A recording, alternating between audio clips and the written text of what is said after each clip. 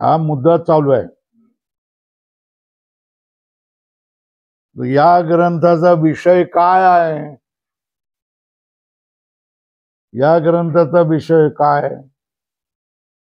जीवाचं आणि ब्रह्माची एकता प्रमाणाने आणि युक्तीने प्रतिपादन करणं म्हणजे सांगणे।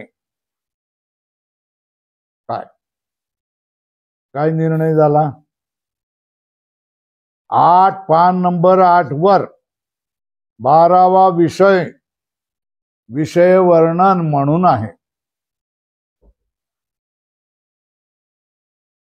तर या ग्रंथाचा विषय काय? कुठल्या विषयाला हा ग्रंथ वाहिलेला आहे? तर सांगतायत जीव ब्रह्माचे ऐक्य प्रमाणाने आणि युक्तीने प्रतिपादन करणे हा या ग्रंथाचा विषय आहे ना। काय? जीवाचं आणि ब्रह्माची एकता प्रमाणाने आणि युक्तीने सिद्ध करणं हा या ग्रंथाचा विषय झाला ना। विषय काय? जीव आणि ब्रह्माचं ऐक्य प्रमाणाने आणि युक्तीने प्रतिपादन करणे। का जीव आणि ब्रह्माचा भेद सांगणं वेदाच्या विरुद्ध आहे। काय? जीव आणि ब्रह्माचा भेद प्रतिपादन करणे हे वेदाच्या विरुद्ध आहे। दुसरं काय? जीव आणि ब्रह्माचा भेद या आपणाला दिसतोच ना, है ना। देव कुठेतरी असेल, मी इथे आहे। जीव आणि ब्रह्माचा भेद निश्चय मुमुक्षुस हितावह नाही, मुमुक्षुचं कल्याण करणारा नाही। भेद हा मुक्त होण्याची इच्छा असणाऱ्याला बिलकुल कल्याणकारक नाही। तिसरी काय गोष्ट सांगितली? जीव आणि ब्रह्माचा भेदाचा निश्चय लहानपणापासून माहित असतं ना। ही माझी आई आहे, मी इथे, हे बाबा आणि मी इथे, हे भाऊ, हे मी इथे, प्रत्येकाला माहित असतं ना। लहानपणापासून माहित असतं, निश्चय असतो। कशाचा निश्चय असतो? जीव आणि ब्रह्माचा भेदाचा निश्चय मनुष्याच्या ठिकाणी स्वाभाविक आहे। पण भेदाचं ज्ञान झालं आणि माणूस मुक्त झाला असा कोणाला अनुभव आहे का? असा अनुभव नाही।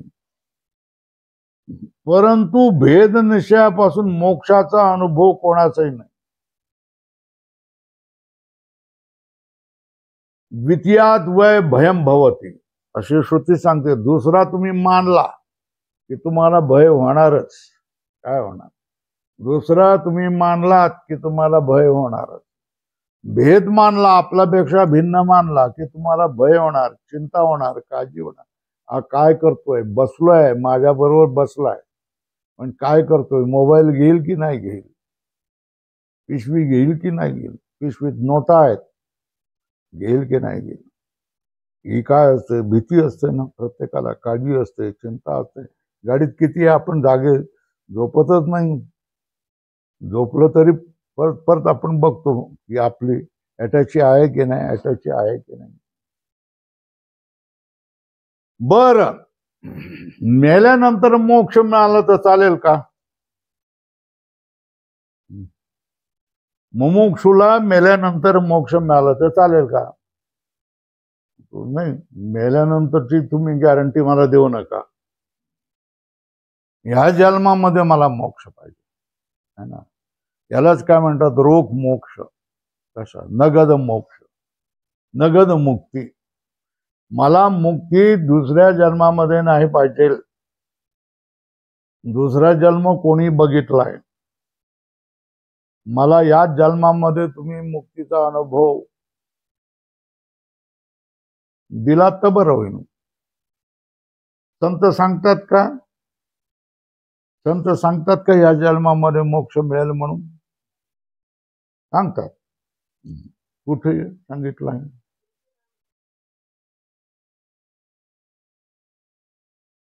याची देही याची डोळा भोगू मुक्तीचा सोहळा, संत सांगतात ना. याचा अर्थ काय? याच देहामध्ये याच आपल्या डोळ्याने मुक्तीचा सोहळा आम्हाला काय करायचा आहे? अनुभवायचा आहे. आता मात्र मला गरम होत. तेव्हा अनंत कोटी जन्माचे भोग भोगून मुमुक्षू अधीर झालेला आहे. काय झालेला आहे? अधीर झालेला आहे. बरोबर आहे ना? आणि त्या अधीर झालेल्या मोक्षाला दुसऱ्या जन्माची गॅरंटी नको आहे. त्याला गॅरंटी हवी या जन्माची गॅरंटी. या जन्मामध्ये मी मुक्त होईन की नाही होईन तेवढं सांगा. नाही तू मेल्यानंतर मोक्ष नाही, मेल्यानंतर मोक्ष नाही. बर, या जन्मामध्ये मुक्ती मिळते असते याचा अनुभव कोणाला तरी आलाय का? आलाय? कोणाला आलाय? तुकाराम महाराजांना आलाय.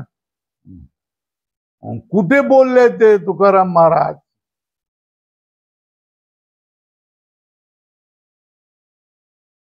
तुकाराम महाराज सांगतात.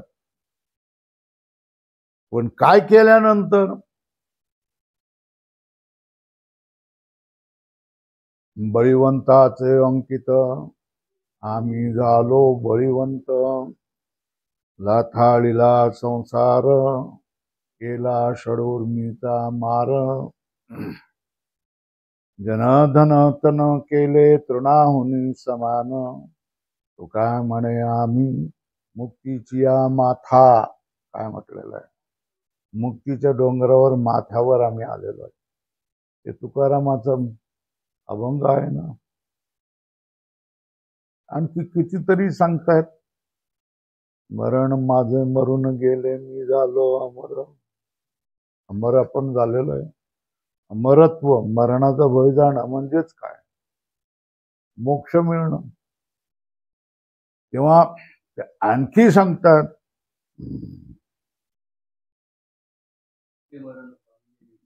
तुका म्हणे मुक्ती परिणिली नोवरी, चार दिन खेळी मेळी. जीवनमुक्ती सांगतायत की नाही? जिवंत असतानाच आम्ही काय केलंय? मुक्त झालेलो हे सांगतात की नाही? तेव्हा याचा अर्थ जर साधू संत ऋषी मुनी या सगळ्यांना जर अनुभव आलेला आहे कशाचा? बंधनातून सुटण्याचा आणि मुक्तीचा अनुभव आलाय, तर त्यांना जर अनुभव आलाय तर आपणालाही तो अनुभव येऊ शकतो.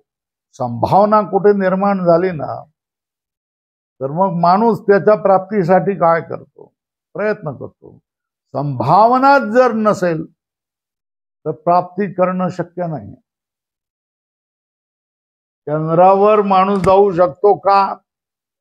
अमेरिकेने जाऊन दाखवलं आणि संभावना निर्माण झाली. तेव्हा मग भावी काळामध्ये आपल्यापैकी कोणी मनुष्य ज्याच्याजवळ डबुल असेल, पैसा असेल, तो जाऊ शकेल, है ना?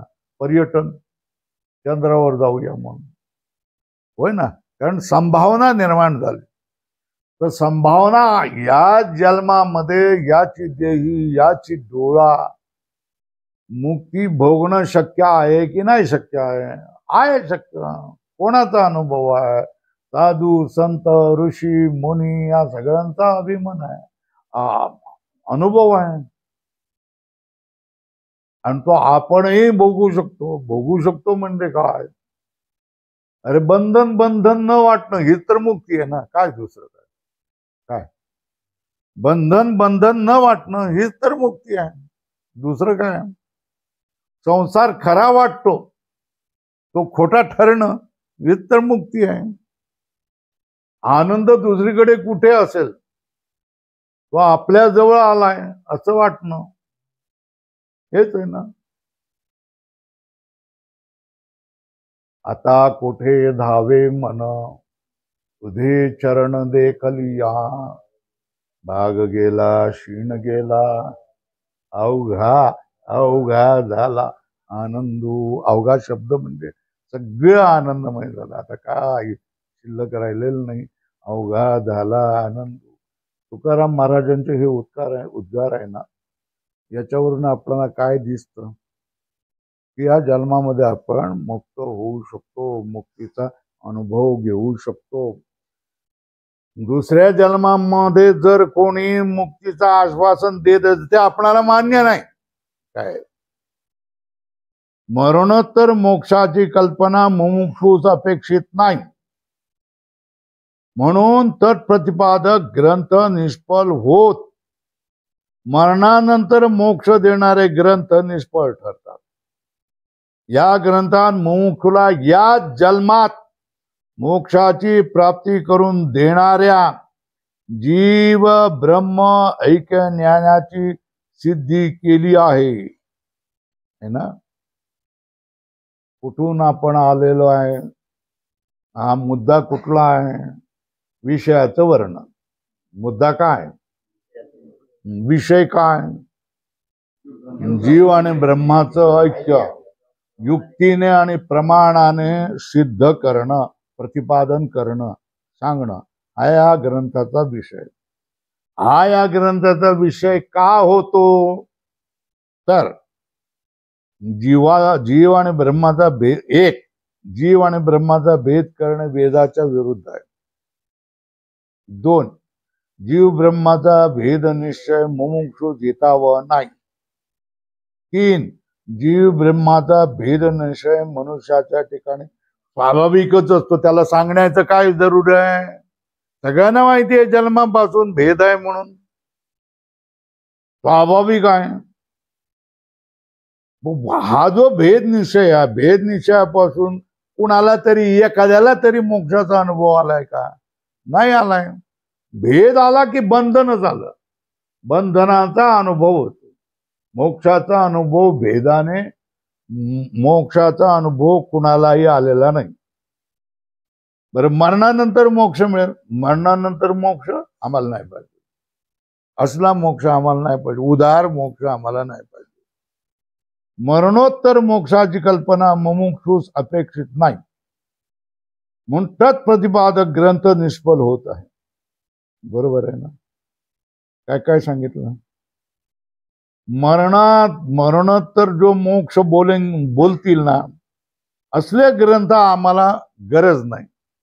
याच्यापासून आम्हाला काही फळ मिळणार नाही, म्हणून ते ग्रंथ निष्फळ होतात. मग या ग्रंथात काय गॅरंटी दिलेली आहे? काय गॅरंटी दिली?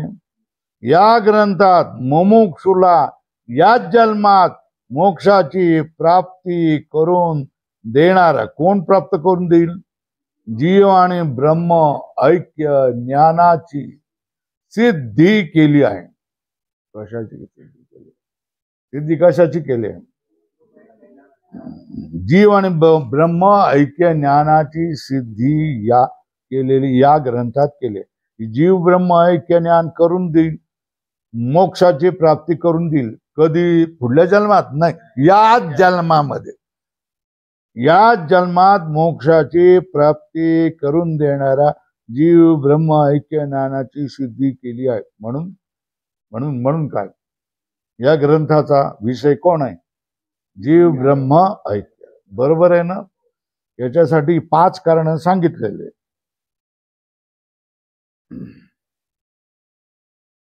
एक, जीव आणि ब्रह्माचा भेद हा लोकांना स्वाभाविक आहे. त्याचं प्रतिपादन करण्यामध्ये काय अर्थ आहे? बरं, त्याचं काही फळ नाही, त्याचं काहीही फळ नाही. तो स्वाभाविक आहे. जीव आणि ब्रह्माचा भेद करणं, भेद प्रतिपादन करणं वेदाच्या विरुद्ध आहे. बरोबर आहे ना? वेदाच्या पण विरुद्ध आहे.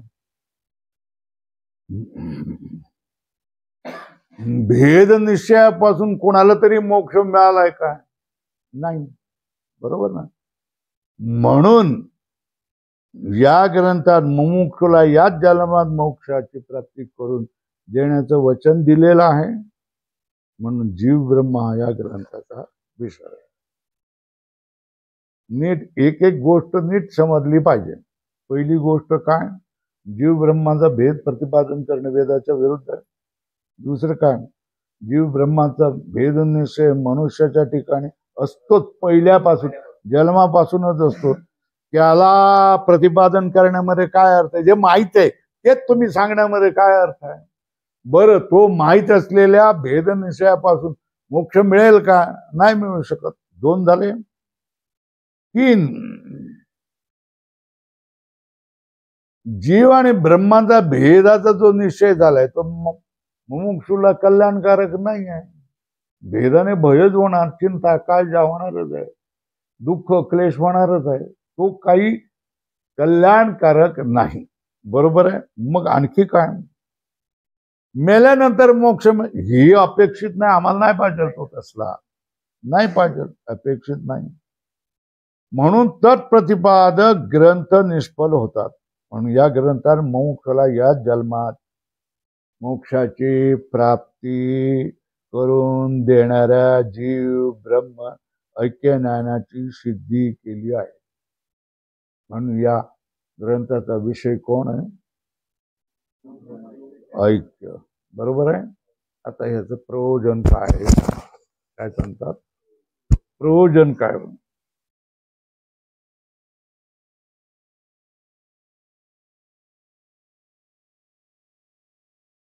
मनुष्याला जन्म होतो आणि जन्म होताना दुःख होतं. हे प्रत्येकाचा अनुभव आहे. सगळेजण पाहतात आणि तो जीव भोगत असतो. मरण कोणालाच आवडत नाही, कारण मरणात दुःख असतं. तेव्हा जन्म आणि मरण हे दोन्हीच्या दोन्ही गोष्टी दुःख आहे. बरोबर आहे ना. जन्म मरण यालाच काय म्हणायचं? दुःख म्हणायचं. या दुःखाला कारण आहे. कोण आहे कारण? अज्ञानाचे कार्य जो प्रपंच आहे तो. आणखी कोण? आत्म्याचं अज्ञान. ज्याचं ज्ञान पाहिजे त्याचं ज्ञान नाही आहे. कोणाचं ज्ञान पाहिजे? आत्म्याचं. त्या आत्म्याचं ज्ञान नाही आहे. तर आत्म्याचं अज्ञान हे दुःखाला कारण आहे. बरोबर आहे. आणि संसार जो नाही आहे तो अज्ञानाचं कार्य आहे. अज्ञानापासून बनलेलं हे अज्ञान स्वरूपच असणार. अज्ञान हेच मुळात दुःख आहे. तर अज्ञानाचा कार्य जो संसार आहे तोही दुःखाचंच कारण होणार. तर जन्म मरणादी दुःखाचं कारण कोण आहे? आत्म्याचं अज्ञान एक. दुसरं, आत्म्याच्या अज्ञानाचं कार्य संसार. बरोबर आहे ना. निर्णय झाला काय? जन्म मरणादी हे जे दुःख आहे या दुःखास कारण कोण आहे? आत्मस्वरूपाचं अज्ञान. आणि त्या अज्ञानामुळे निर्माण झालेला अज्ञानाचं कार्य जो प्रपंच. आत्मस्वरूपाचं अज्ञान, आत्म अज्ञानामधून निर्माण झालेला प्रपंच हे सर्व काय झालेलं आहे? जन्म मरणाचं कारण आहे ना.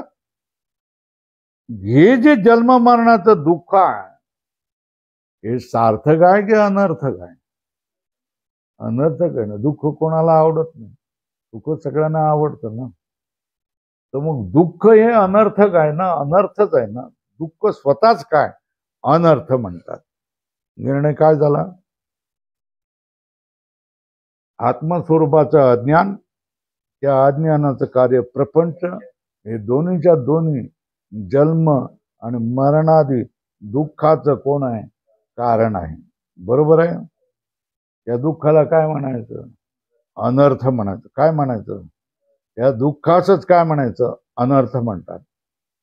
त्या संसार रूप दुःखाची अज्ञानासह वर्तमान निवृत्ती आणि परमानंद रूप जे ब्रह्म त्याची प्राप्ती अशा स्वरूपाचा जो मोक्ष तो प्राप्त होणे या ग्रंथाचे परम प्रयोजन फल आहे. थोडक्यात सांगा, या ग्रंथाचं परम प्रयोजन रूप फल काय? मोक्ष प्राप्त होणं. साधी गोष्ट. मला मोक्ष व्हावा तर मोक्ष प्राप्त करून देणारा ग्रंथ, त्याचं प्रयोजन मोक्ष प्राप्त करून देणं. प्रयोजन म्हणजे त्याचा उपयोग काय? या ग्रंथाचा उपयोग काय? तुम्हाला मोक्ष प्राप्त करून देईल. बरोबर आहे ना? तर सांगितलं काय? मोक्ष प्राप्त करून देणं हे या ग्रंथाचं परम प्रयोजन फल आहे. परम प्रयोजन म्हणजे परम फल आहे ना? आता तो मोक्षाचं स्वरूप काय? संसाराचं कारण कोण? अज्ञान. संसार हे दुःखाचं कारण आहे ना, आणि संसाराचं कारण कोण? अज्ञान. बरोबर आहे ना? विषारी वृक्ष आहे, त्याची फळं विषारी आहेत, है ना? मग फळ जर विषारी आहे, तो वर कापून जमेल का? नाही. मग त्याला काय करावं लागेल? JCB लावून बुडातून काढावं लागेल ना. बरोबर आहे ना? तर तशा तऱ्हेने दुःखाला कारण कोण आहे? संसार आहे. पण संसाराला वरून काही काट मारली तरी दुसरे कंद फुटतात ना, दुसरे कोंब फुटतात आणि परत जसाच्या तसा आहे ना. मग त्याला काय करावं लागतं? JCB लावून उकडावं लागतं. बोरी जी आहे ना, तुम्ही वरून किती कापा, है ना, परत आपला दुसऱ्या पावसाळ्यापर्यंत जशीच्या तशी तयार होत, है ना. शेतकरी वैतागतो, बैलाच्या पायाला लागतात, माणसाला लागतात. मग काय करतो तो? याच्या सह उखडतो ना, JCB लावतो, देतो, हे बाबा 1000 रुपये काढ एकदा. दुःखाचं कारण कोण? सरळ साक्षात दुःखाचं कारण कोण? संसार. कोण कारण? प्रपंच हे दुःखाचं कारण. प्रपंचाचं बीज काय? प्रपंचाचं मूळ काय? अज्ञान. अज्ञान ना. कशाचं अज्ञान? आत्म्याचं अज्ञान. आत्म्याचं ज्ञान नाही. तर आत्म्याचं अज्ञान हेच संसाराचं कारण आहे. संसार त्याच्यामुळे वाढत राहतो. मग या संसाराची निवृत्ती करावी लागेल. पण संसाराची निवृत्ती कशी? वरून छाटून नाही, तर मग कशी? अज्ञानासह. काय? अज्ञानाला बरोबर घेऊन JCB तुम्ही लावले, एखादं झाड असल, है ना, तर ते झाड तुम्हाला दुसऱ्या करवतीने कापायला लावत नाही JCB वाला. नाही, ते बाजूला ठेवतो, मी बरोबर करतो. काय करतो? ते खोर आतमध्ये घालतो आणि त्या मुळासकट उपटून काढतो. मग झाडही गेलं आणि मुळही गेलं ना, दोन्ही गेलं ना. आता तिथे झाड येईल का परत? नाही झाड येईल. बरोबर का? झाड का येत नाही? आता ते झाड का येत नाही? तर मुळात सगळीत उपटल्यामुळे आता तिथे परत बोरीचं झाड येणार नाही. बरोबर आहे ना? तशाच तऱ्हेने दुःखाचं कारण संसार, संसाराचं कारण, संसाराचं मूळ, संसाराचं बूड कोण? अज्ञान. मग संसाराला तुम्ही नुसतं एकट्या संसाराला उपटून जमणार नाही. मग कसं केलं पाहिजे? अज्ञानासह समूळ उखडलं पाहिजे. तर अज्ञानाची दुःखाची निवृत्ती कशी? संसार दुःखाचं कारण, संसाराचं कारण अज्ञान, ते मूळ आहे. मुळासकट अज्ञान रूप मुळासकट संसाराची निवृत्ती हीच दुःखाची निवृत्ती आहे. आणि ती संसाराची निवृत्ती झाल्यानंतर परमानंदाची प्राप्ती। बरोबर आहे? ते बघा काय सांगितलंय, त्या संसार रूप दुःखाची अज्ञानासह वर्तमान निवृत्ती एक, आणि परमानंद रूप जे ब्रह्म त्याची प्राप्ती, अशा स्वरूपाचा हा मोक्ष आहे। बोला, मोक्षाचं स्वरूप दोन पंखासारख्या, दोन पक्षाच्या पक्षासारखा। एक अज्ञानासह संसाराची निवृत्ती, हा एक डावा हात, आणि उजवा हात काय, ब्रह्मानंदाची प्राप्ती। लक्षात आलंय? मोक्षाचं स्वरूप काय? मोक्षाचं स्वरूप काय? अज्ञानासह संसाराची निवृत्ती, परमानंदाची प्राप्ती, ही काय मोक्षाचं स्वरूप। बरोबर आहे? तो अशा स्वरूपात जो मोक्ष, अशा स्वरूपाचा म्हणजे कशा स्वरूपाचा?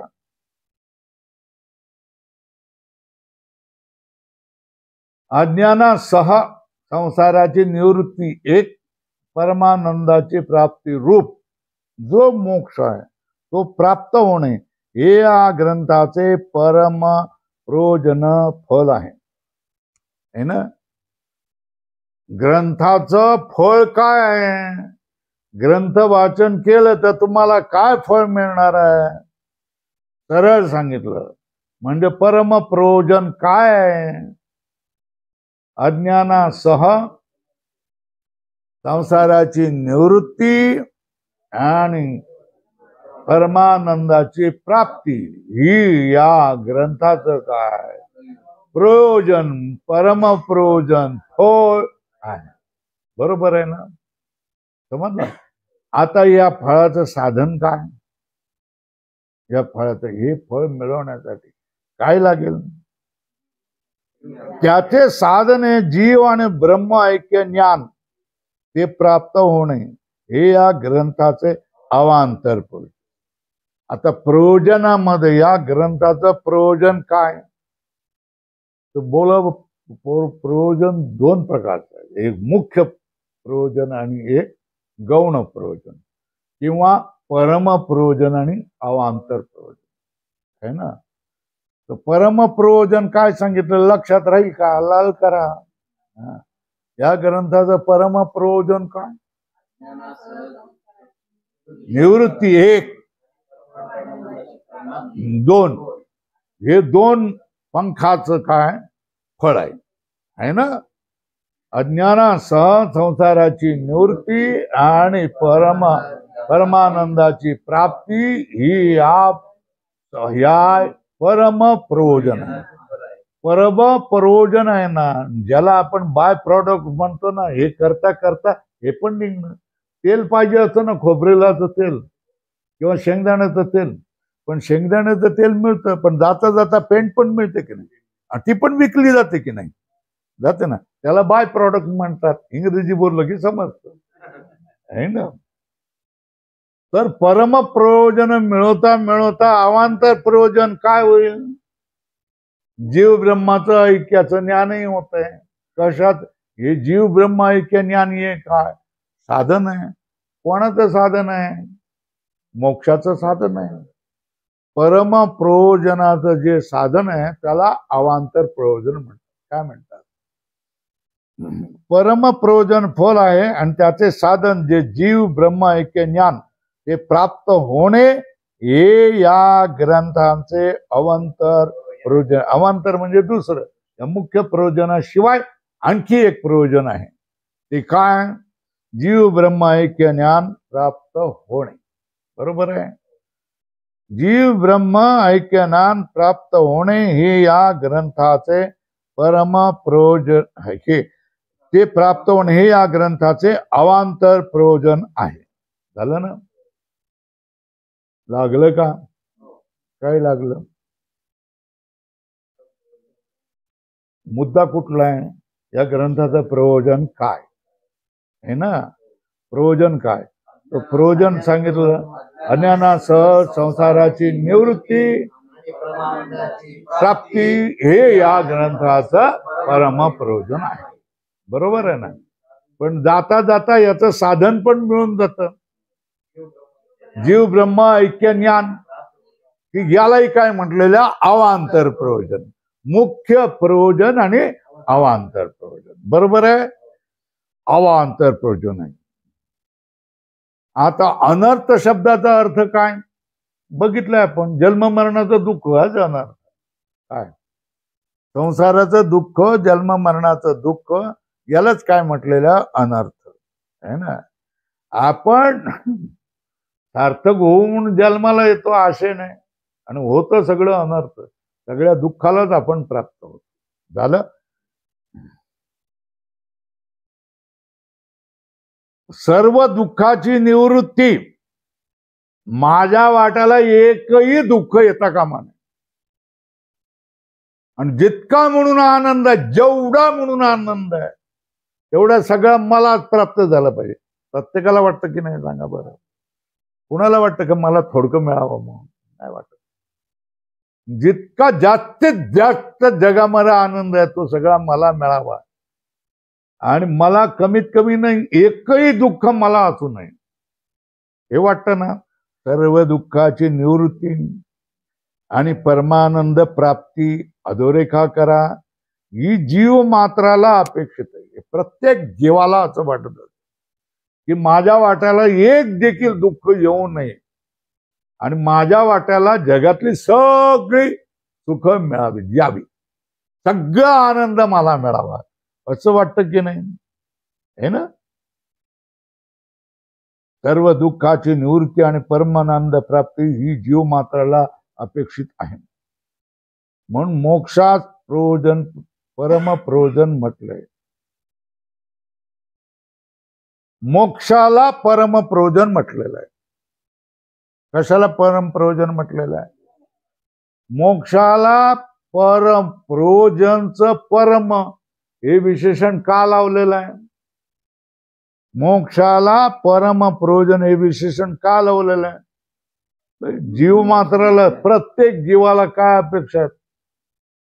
सगळ्या दुःखाची निशेष काय निवृत्ती, आत्यंतिक निवृत्ती असे शब्द त्याला वापरले जातात. सगळ्या दुःखाची निवृत्ती आणि सगळ्या सुखाची प्राप्ती, सगळ्या आनंदाची प्राप्ती, परमानंदाची प्राप्ती ही प्रत्येक जीवाला अपेक्षित आहे. म्हणून मोक्षाला काय म्हटलेलं आहे? परम प्रयोजन. मोक्षाचं स्वरूप काय? अज्ञानासह संसाराची निवृत्ती आणि परमानंदाची प्राप्ती, यालाच मोक्ष म्हटलेलं आहे ना. आणि तो मोक्षच काय? परम प्रयोजन आहे. परम प्रयोजन त्याला का म्हटलेलं आहे? कारण प्रत्येक जीवाला काय अपेक्षित आहे?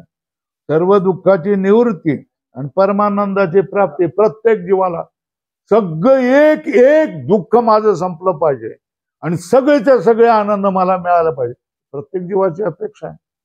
आणि हे तर मोक्ष आहे. सगळ्या दुःखाची निवृत्ती, परमानंदाची प्राप्ती, याला तर मोक्ष म्हणतात.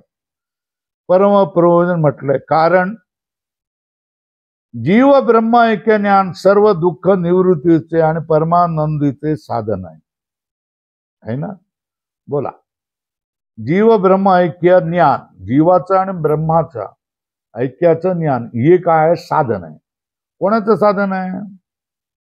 सगळ्या दुःखाच्या निवृत्तीचं. आणखी कशाचं आहे? एवढं अधोरेखा करा ना. काय? सगळ्या दुःखाची निवृत्ती आणि परमानंदाच्या प्राप्तीचे साधन एकमेव कोण आहे? जीव ब्रह्म ऐक्य ज्ञान आहे. मी आत्मा आहे. हा तुम्हाला अनुभव तुमची सुटका करतो. सगळ्या दुःखातून, सगळ्या बंधनातून तुमची सुटका करतो. नुसतं बोलायचंच नाही, त्याचा अनुभवला आला पाहिजे. होय, मग तुम्ही सगळ्या दुःखापासून काय होता? हळूहळू हळूहळू सवय लागलेली असते ना सगळं आपल्यावर ओढून घेण्याचं. दुःख निवृत्ती रूप आणि सुख प्राप्ती रूप नाही.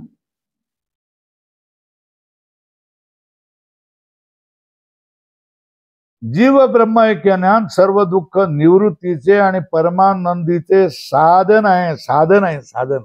हे काय? हे साधन आहे. कोण? हे ज्ञान आहे. आणि हे कोण आहे? साधन आहे. कशाचे साधन आहे? प्राप्तीचे साधन आहे.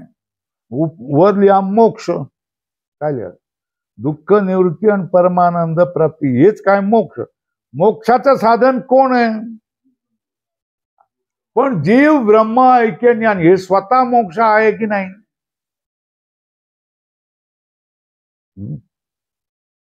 जीव ब्रह्म ऐक्य ज्ञान हे स्वतः मोक्ष आहे का? अरे त्याला साधन म्हटलंय ना. कशाचं? मोक्षाचं साधन म्हटलंय ना. कशाचं? नांगरणीचं साधन कोण? ट्रॅक्टर. ट्रॅक्टर नांगरणी होते का? नांगरणी नांगरणी आहे ना. जीव ब्रह्म ऐक्य ज्ञान हे काय? साधन आहे. कोणाचं साधन आहे? तू जीव ब्रह्म ऐक्य ज्ञान हे स्वतः मोक्ष नाही. हे लक्षात येतंय का? ते काय? मोक्षाचं साधन आहे. हे जर लक्षात ठेवलं तर बरं होऊन जाईल. मोक्षाचं स्वरूप लक्षात आलं काय? दुःखाची आत्यंतिक निवृत्ती, अज्ञानाची संसाराची, अज्ञानासकट संसाराची निवृत्ती ही दुःखाची आत्यंतिक निवृत्ती आहे. आणि परमानंदाची प्राप्ती हे मोक्षाचं स्वरूप आहे ना. आणि या मोक्षाच्या स्वरूपाचं साधन जीव आणि ब्रह्म ऐक्याचं ज्ञान आहे ना. जीव आणि ब्रह्म ऐक्याचं ज्ञान हे काही मोक्ष, हा काही मोक्ष नाही. ते मोक्षाचं साधन आहे ना. साधन हे साध्य होऊ शकत नाही है ना. ते साध्य प्राप्तीचं साधन असतं. बरोबर आहे.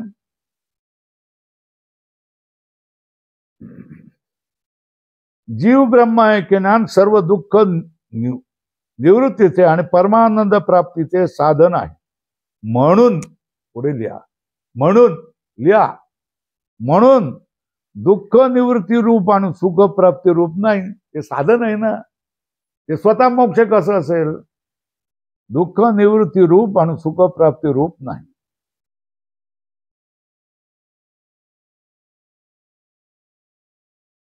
है ना. झालं. आता त्याचा काय करतायत?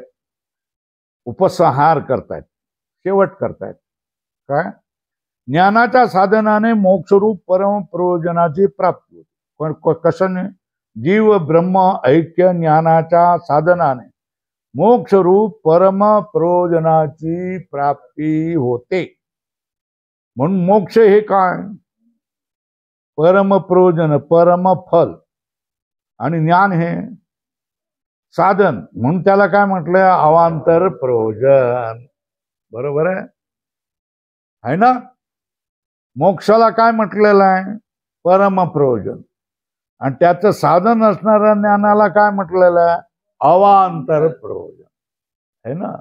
मोक्ष परम प्रयोजन, त्याचं साधन जीव ब्रह्म ऐक्य ज्ञान हे अवांतर प्रयोजन. मुख्य परम प्रयोजन आणि अवांतर प्रयोजन या दोन्ही गोष्टी तुम्हाला समजल्या का? समजल्या. मोक्ष हे काय? परम प्रयोजन आहे या ग्रंथाचं. आणि जाता जाता ते परम प्रयोजन प्राप्त करायचं असेल तर त्याचं साधन जीव ब्रह्म ऐक्य ज्ञान प्राप्त करावं लागतं. ते प्राप्त करून देत आहे. हे अवांतर प्रयोजन आहे. बरोबर आहे. आता संबंधाचं वर्णन दोन झाले. या गोष्टीचा आपण सविस्तर विचार केलेला आहे. परत एकदा उजळणी करूया. संबंध वर्णन. अधिकारी, विषय, अनुबंध, चतुष्टय ना. अधिकारी, विषय, प्रवचन या तिन्हीचे स्वरूप लक्षात आले म्हणजे संबंध कळणे कठीण नाही. संबंध कळणे कठीण नाही. कधी? अधिकारी, विषय आणि प्रवचन या तिन्हीचे स्वरूप. अधिकारी काय, विषय काय, प्रयोजन काय, या तिन्हीचे स्वरूप लक्षात आले म्हणजे संबंध कळणे कठीण नाही. बरोबर आहे. पहा की अधिकारी हा मोक्षरूप फलाची इच्छा करतो, है ना. आता आपण विचार करतोय, कोणाचा विचार करतोय? अधिकारी आणि फळ याच्यामध्ये कुठला संबंध असतो, है ना. अधिकारी काय करत होतो? मोक्षरूप फळाची इच्छा धरतो ना, है ना. अधिकाराला फळ प्राप्त करायची इच्छा असते. प्राप्त करणारा कोण? अधिकारी. आणि प्राप्त होणारे कोण? फळ, मोक्ष.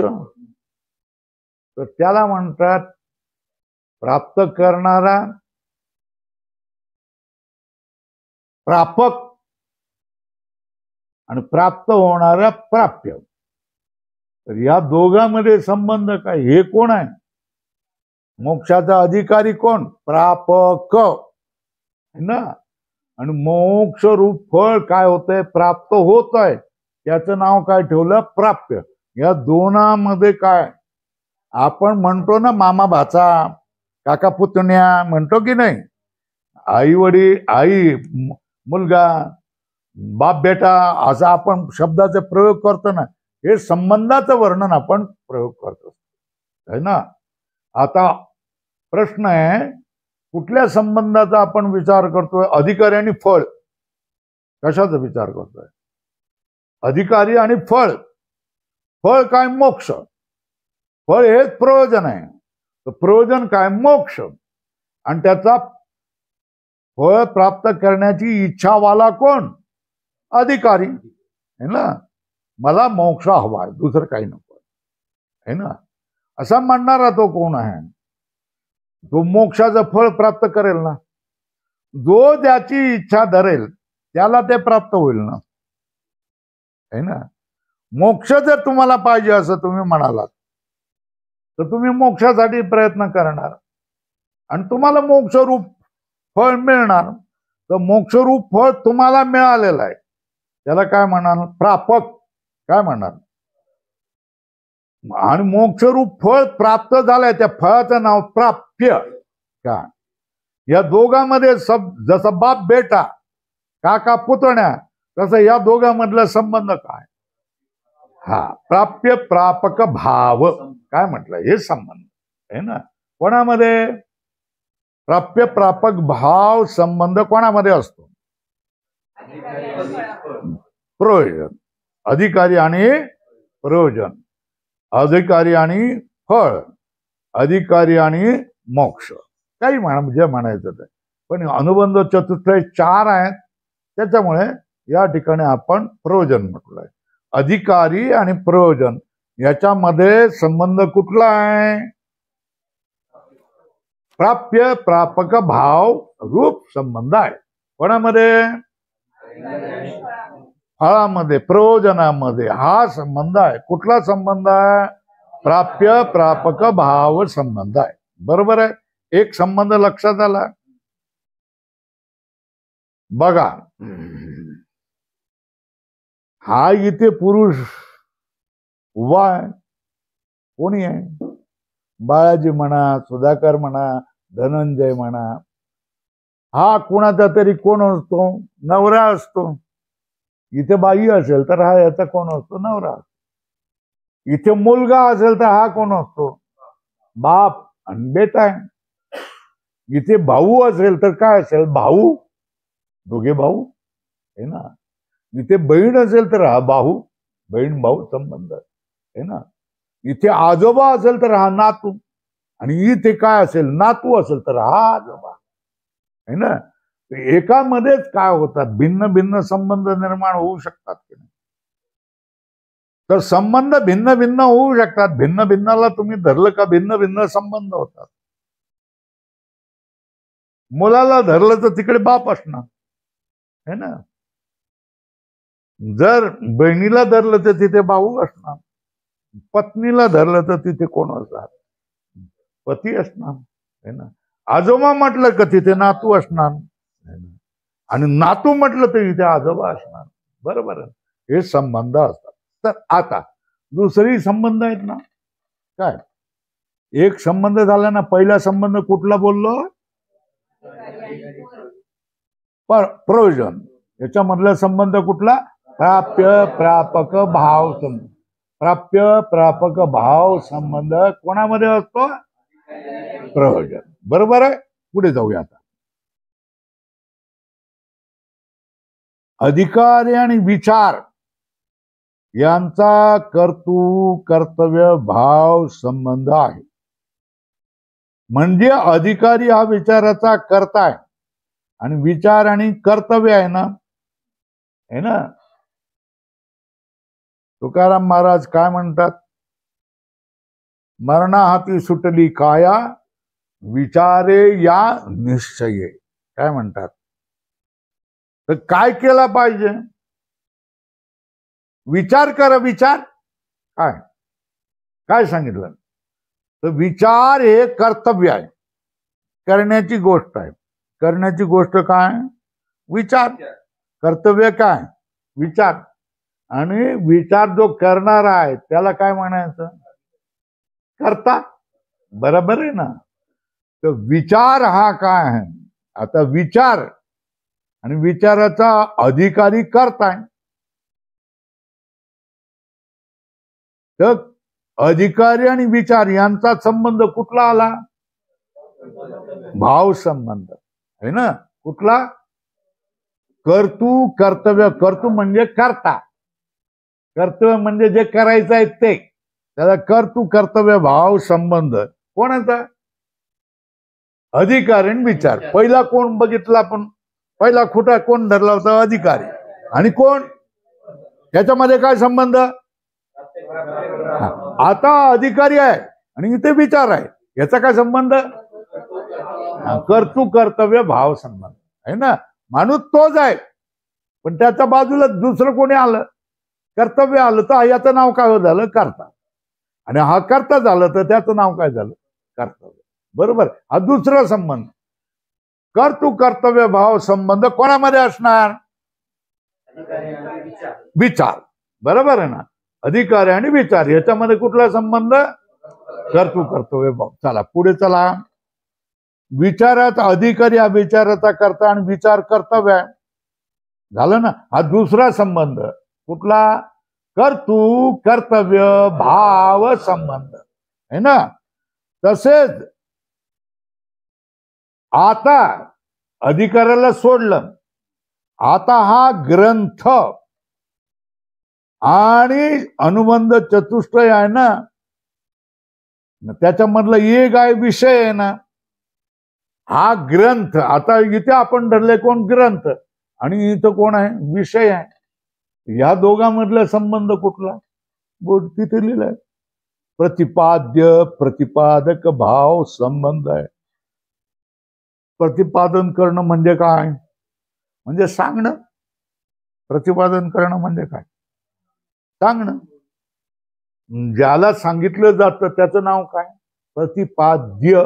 काय, ज्याला सांगितलं जातं त्याचं नाव काय, प्रतिपाद्य. आणि जो सांगतो त्याचं नाव काय है ना. ग्रंथ सांगतोय ना, है ना. ग्रंथ काय करतोय, सांगतोय ना, तो प्रतिपादक झाला. आणि कोण झालेला आहे, विषय जो आहे या विषयाला सांगणार आहे ना. तर विषय काय झाला, प्रतिपाद्य झाला. तर बघा, ग्रंथाचं जीव ब्रह्माचं ऐक्य हा विषय झाला ना. काय, जीव ब्रह्माचा ऐक्य हा काय झाला, विषय. याला कोण सांगेल, हा ग्रंथ आहे ना. तर सांगणारा कोण, ग्रंथ, तो प्रतिपादक.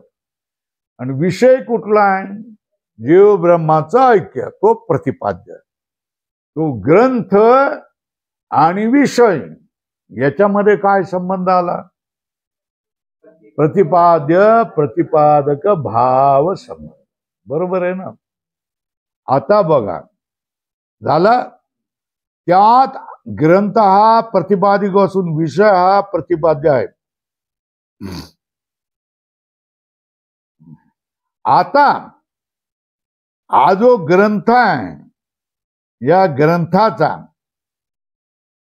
आणि जीव ब्रह्म ऐक्य हे ज्ञान आहे ना, यांचा संबंध काय?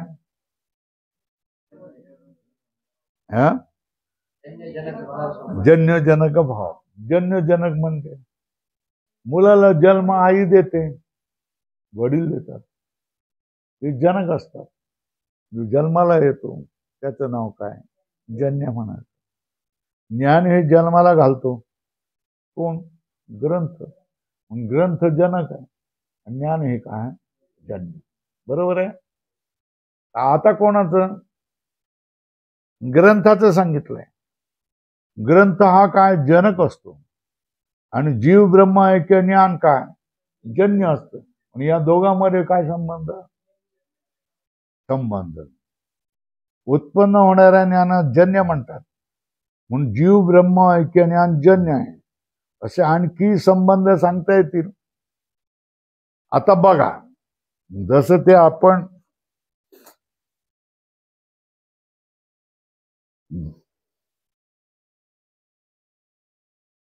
ईश्वर, जीव आणि जडाचं ध्यानात आपण ठेवलेलं होतं ना, है ना?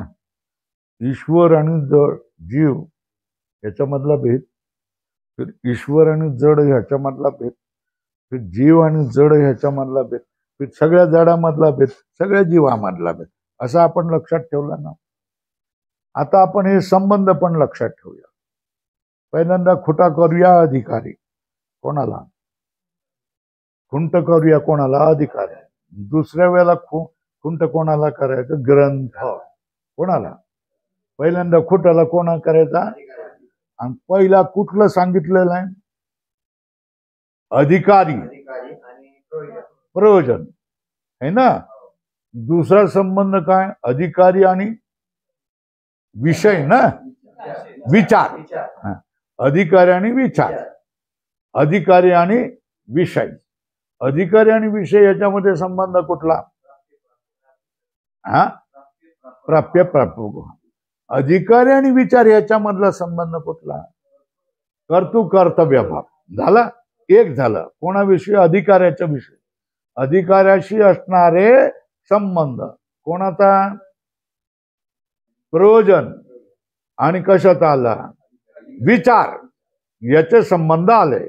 त्याच्यावरून प्राप्य प्रापक भाव संबंध, कर्तृ कर्तव्य भाव संबंध झाला. आता आपण ग्रंथाला घेतलंय. ग्रंथावरून विषयाचं प्रतिपादन होतं, है ना? आणि प्रतिपादक ग्रंथ असतो. तो प्रतिपाद्य प्रतिपादक भाव संबंध. आणि ज्ञान उत्पन्न होतं ग्रंथामुळे. तो ग्रंथ काय? जनक. आणि ज्ञान काय? जन्य. जन्य जनक भाव संबंध. इथे बंद करून टाकलं, है ना? त्या काय करून लिहिशाल का? ते द्या.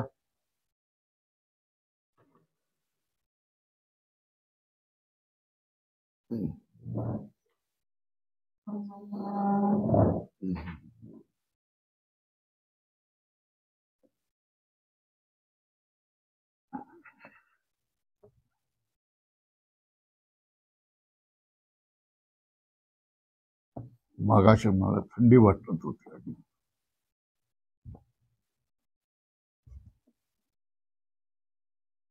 हा इथे खुंटा उभा केला. कोणाचा? हे कोण केला? अधिकारी, है ना? आणि खो खोचे 2 खुंट असतात ना, हे इथे, हा इथे खुंट. कोण केला?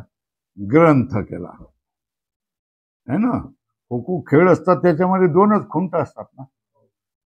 आता या अधिकारीचा कोणाशी संबंध आला? प्रयोजन, है ना? आणि दुसरा संबंध कोण आला? विचार. बरोबर आहे ना? आता या ग्रंथाचा संबंध कोणाला? विषयाशी, है ना? जीव ब्रह्म ऐक्य ज्ञान, है ना?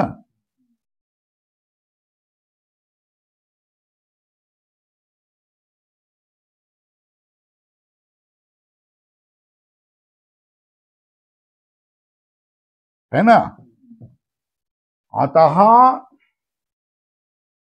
अधिकारी याच्यामध्ये प्राप्य आणि हा प्रापक आहे. विचार काय कर्तव्य आहे आणि हा काय झाला कर्ता झाला. ग्रंथ विषय काय झाला याच्यामध्ये कुठला आहे पहिला प्राप्य प्रापक भाव ना कर्तृ कर्तव्य भाव आणि विषय काय आला हा प्रतिपाद्य विसरतो मी हे प्रतिपाद्य आहे आणि हे काय झालं प्रतिपादक होणं. जीव ब्रह्म काय झालं जन्य. आता आपण इथे लिहूया हे कोण आहे जन्य आहे कोण आहे ना. विषय काय प्रतिपाद्य आहे ना. विचार काय विचारामध्ये काय येतं कर्तव्य येतं है ना. आणि हे प्रयोजन काय आहे प्राप्य आहे. बरोबर आहे काय हे जसे बदलतील त्याप्रमाणे ह्याच्यामध्ये फरक होईल. हे प्राप्य झालं तर हे कोण होणार प्रापक कोण होणार है ना. हे कर्तव्य बनेल तर हे काय बनेल कर्ता है ना. आणि हे प्रतिपाद्य आहे तर हे काय बनेल प्रतिपादक है ना. आणि हे जन्य बनेल तर हे काय बनेल जनक है ना. तर संबंध किती आले मग काढून टाका 4 आले. कुठले संबंध आले हे अधिकाऱ्याला धरून काय आला एक प्राप्य प्रापक भाव कुठला चुकत असेल तर मी विसरलो तर सांगा मला. प्राप्य प्रापक भाव संबंध है ना. हे दुसरा विचाराला धरून कर्तृ कर्तव्य कर्तृ कर्तव्य भाव संबंध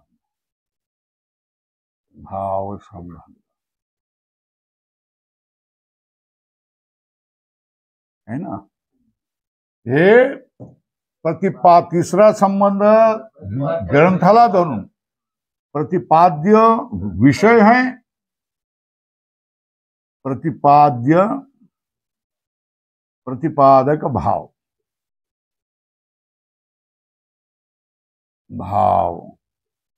संबंध हो गया. आणि शेवटी काय जन्य जनक भाव.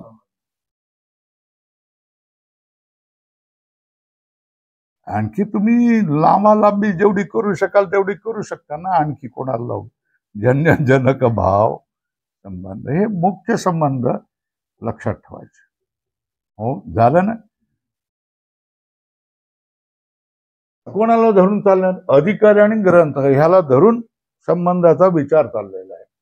अधिकाराच्या प्रयोजनाशी संबंध असतो आणि अधिकाराचा विचाराशी ग्रंथाचा विषयाशी संबंध असतो आणि ग्रंथाचा ज्ञानाशी संबंध असतो है ना. तर ग्रंथ अधिकारी आणि प्रयोजन मध्ये काय प्राप्य प्रापक भाव संबंध. अधिकारी आणि विचार मध्ये कर्तृ कर्तव्य भाव संबंध. ग्रंथ आणि विषय मध्ये प्रतिपाद्य प्रतीक भाव संबंध. ग्रंथ आणि ज्ञान याच्यामध्ये काय जन्य जनक भाव संबंध. घ्या बंद करा. हे लिहून घेतलं तर बरं होऊन जाईल लक्षात राहण्यासाठी. चला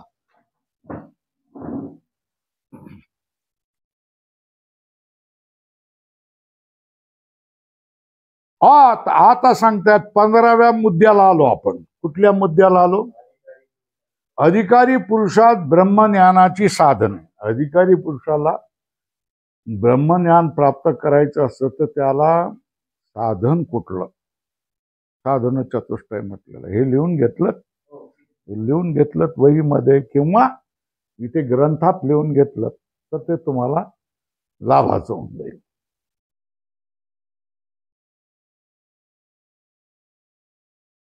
मोक्षा इच्छावान पुरुषास काय काय साधनं लागतात. एक विवेक, दुसरं वैराग्य, तिसरं समाधी षटक, मुमुक्षुत्व, ही 4 साधने असतातच, है ना. ही जरूर आहे, त्याच्याशिवाय मोक्षाविषयी त्याची इच्छा होणारच नाही. बरोबर आहे ना. हे झालंय का नाही झालंय. त्याला नाव काय दिलेलं आहे, साधन चतुष्टय. काय दिलेलं आहे, बरोबर आहे ना. साधन चतुष्टय काय, विवेक 1 वर नंबर लिहा, वैराग्य 2, समाधी षटक 3 आणि मुमुक्षत्व ही 4 साधने असतातच. महत्वाचं आहे काय, ही असावीच लागतात कोणाला, तरच तो मुमुक्षु होईल, नाही तर नाही मुमुक्षु होऊ शकत, है ना.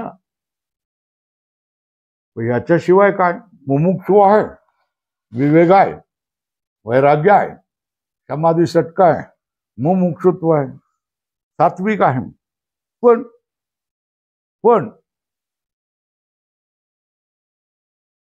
गुरुकडे जात नाही, है ना. गुरु सांगतोय की अरे या रे फुकट माझ्याकडून जेवून घ्या, माझ्याकडे राहावा, माझ्याकडे खावा पिवा, मी पुस्तकं देतो, मी तुम्हाला काय देतो, कपडे देतो, अरे शिका शिका शिका. तो शिकायला तयार नसेल तर काही उपयोग नाही. बरोबर. बर त्याची शिकायची तयारी आहे, पण योग्यता नसेल तर, योग्यता म्हणजे बुद्धीची ताकद नसेल तर तरी पण जमणार नाही. बरोबर आहे. पुढे सांगतात मग त्याला जर साधन, पहिलं साधन कुठले जरुरी आहे, वैराग्य, समाधी, षट संपत्ती आणि काय मुमुक्षुत्व, हे असावच लागतं. पण हे असल्यानंतर आणखी काय करावं लागतं, श्रवण, मनन, निधिध्यासन, तत्वम पदार्थ शोधन, ही 4 साधने ब्रह्मात्मा ऐक्य ज्ञान प्राप्ती अवश्य आहेत, अवश्य प्राप्त करते, है ना.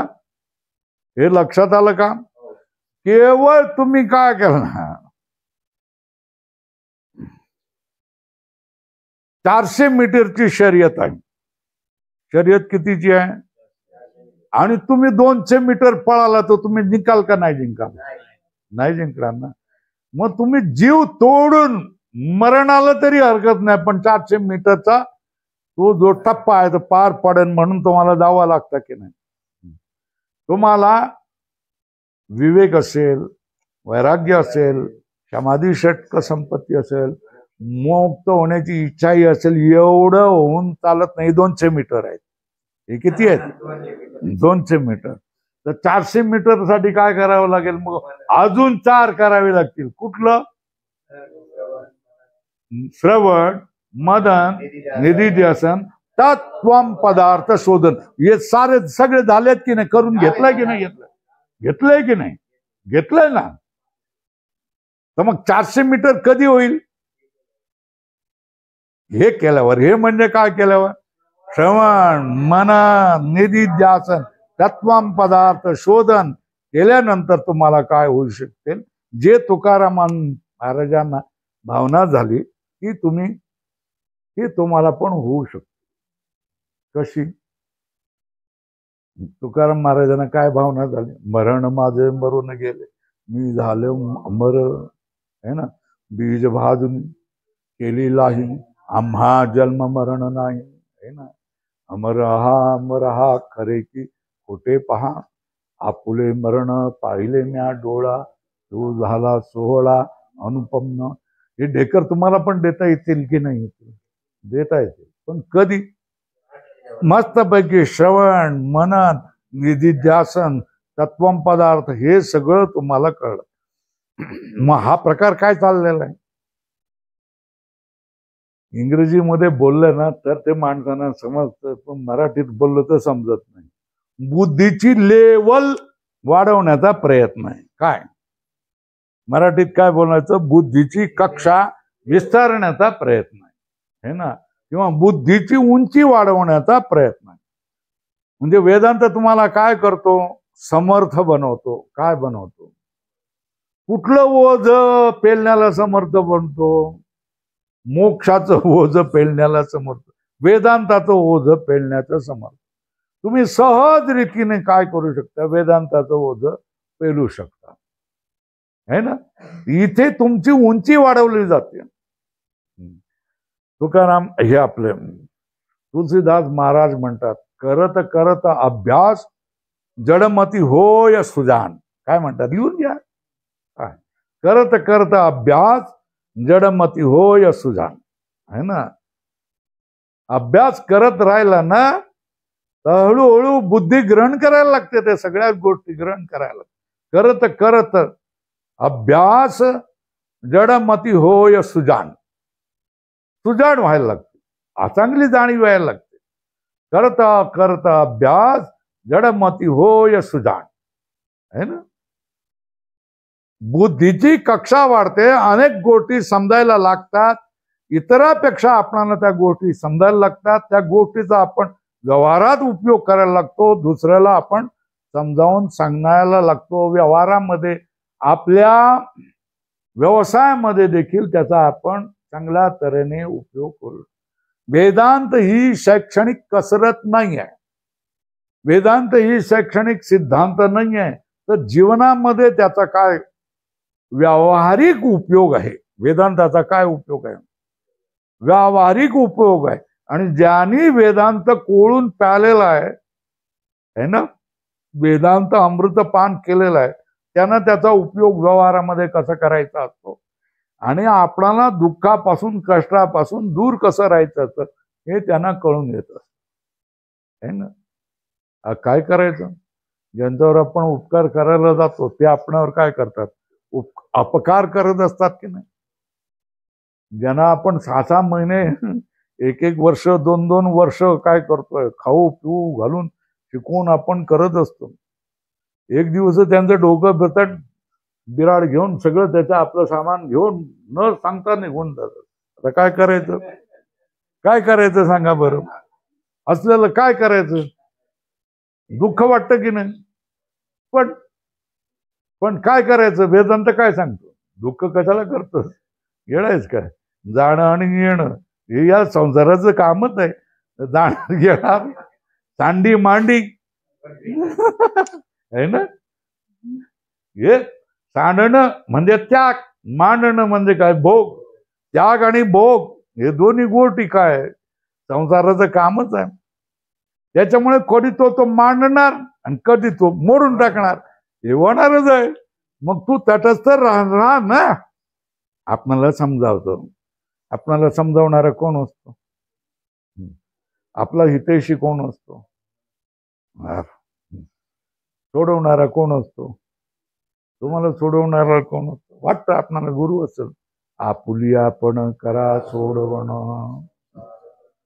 भगवद्गीता काय सांगते? उद्धरेत आत्मानं साधयेत सांगते ना. आता हे सगळं लक्षात राहतं की नाही?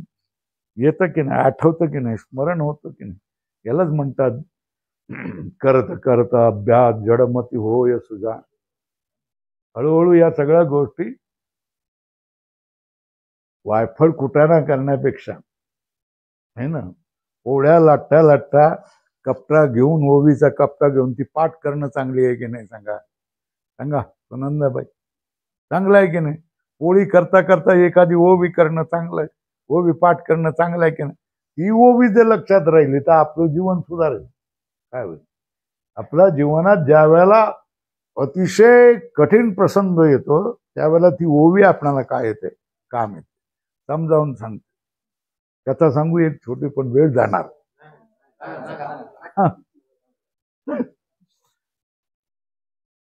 एकदा एक काय करताय, तुमच्यासारखाच कोण भक्त होता एका जागी, एका संताची सेवा करायचा. तो संताची सेवा करायचा. एक दिवस काहीतरी झालं, थोडस काहीतरी झालं असेल.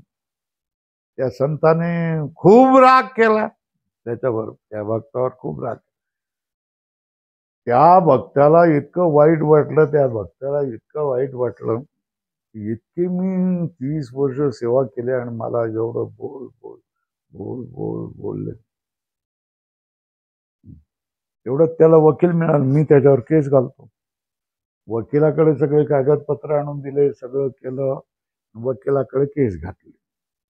वकिलाने कोर्टात केस घालायला पुढच्या वेळेला तारीख मिळून गेली. एवढ्यात आला कुंभ. काय आला? कुंभ आला.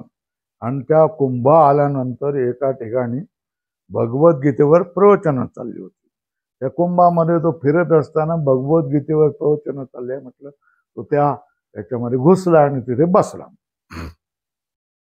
प्रवचन चालले, अद्वेष्टा सर्वभूताना मैत्र करुण एवच, याच्यावर चाललो. त्याच्यावर त्याने सगळं त्या सांगणाऱ्याने एवढं सांगितलं की याच्या मना, अरे रे आपण चुक करतोय, द्वेष करतोय, आपण त्या साधूवर आपण द्वेष करतोय, साधूचा द्वेष करतोय. कोणी सांगितलं नाही, काय नाही, काय नाही, काय नाही. त्या निरूपण ऐकूनच त्याच्यावर एवढा परिणाम झाला की तो तिथून निघून आला आणि पहिला वकिलाच्या घरी गेला आणि तो म्हणाला, ती कागद दे, कागद दे, पहिले कागद दे, काय फी पाहिजे ती तुझी घे, पण कागद दे, मला नाही करायचंय. का?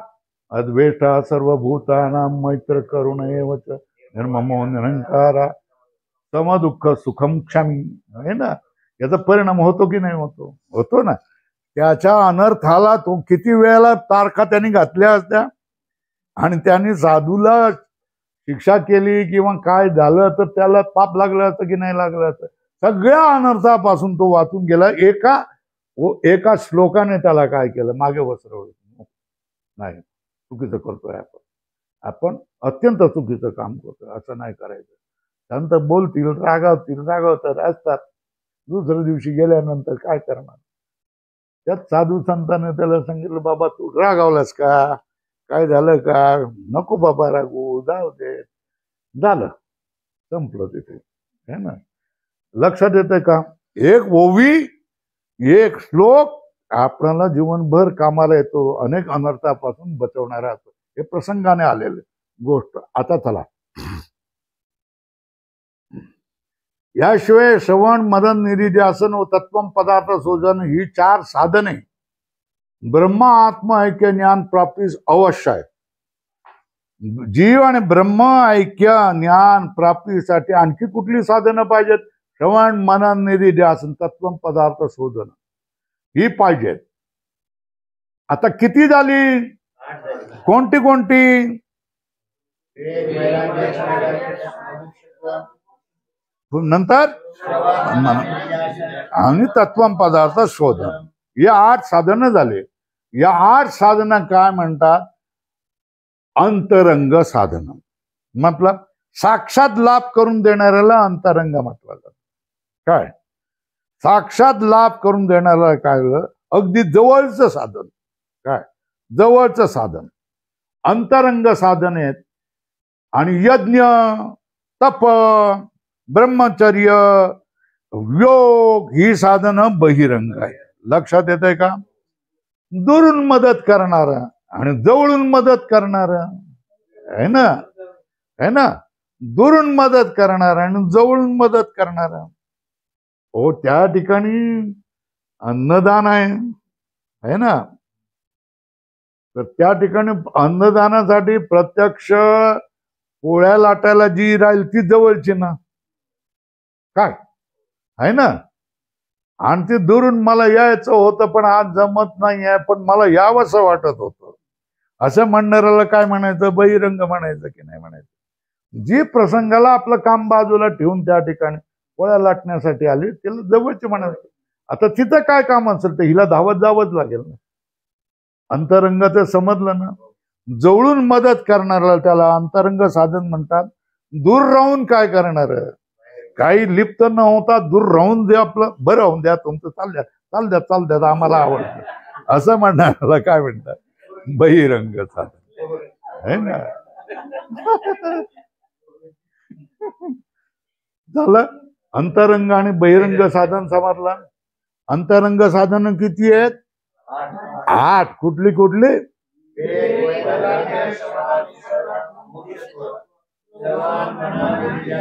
तत्वम पदार्थ शोधन, यानं का ही 8 साधनं अंतरंग साधन. आणि त्याच्यानंतर मग खूप आहेत की काय? यज्ञ, याग, पूजा, अर्चा, योग, ध्यान, धारणा, विपश्यना खूप साधन आहेत ना, खूप साधन आहेत, है ना. तपश्चर्या, ब्रह्मचर्य, अहिंसा, हे सगळी साधन आहेत.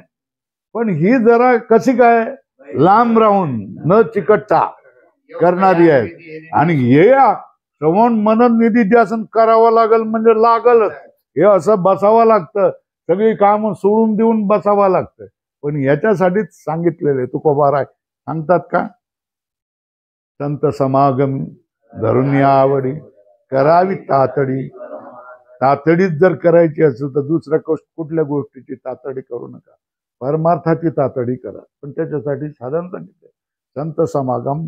संत समागम म्हणजे तुम्ही ऐकणार ना, ऐकणार मग चिंतन करणार, मग त्या ह्याच्यामध्ये तुम्ही ध्यान करणार.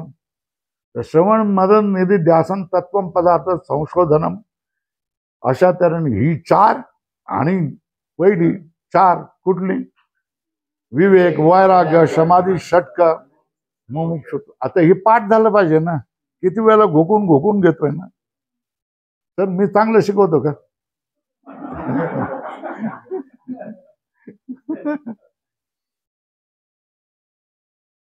आता 8 अंतरंग साधने आणि यज्ञाधिक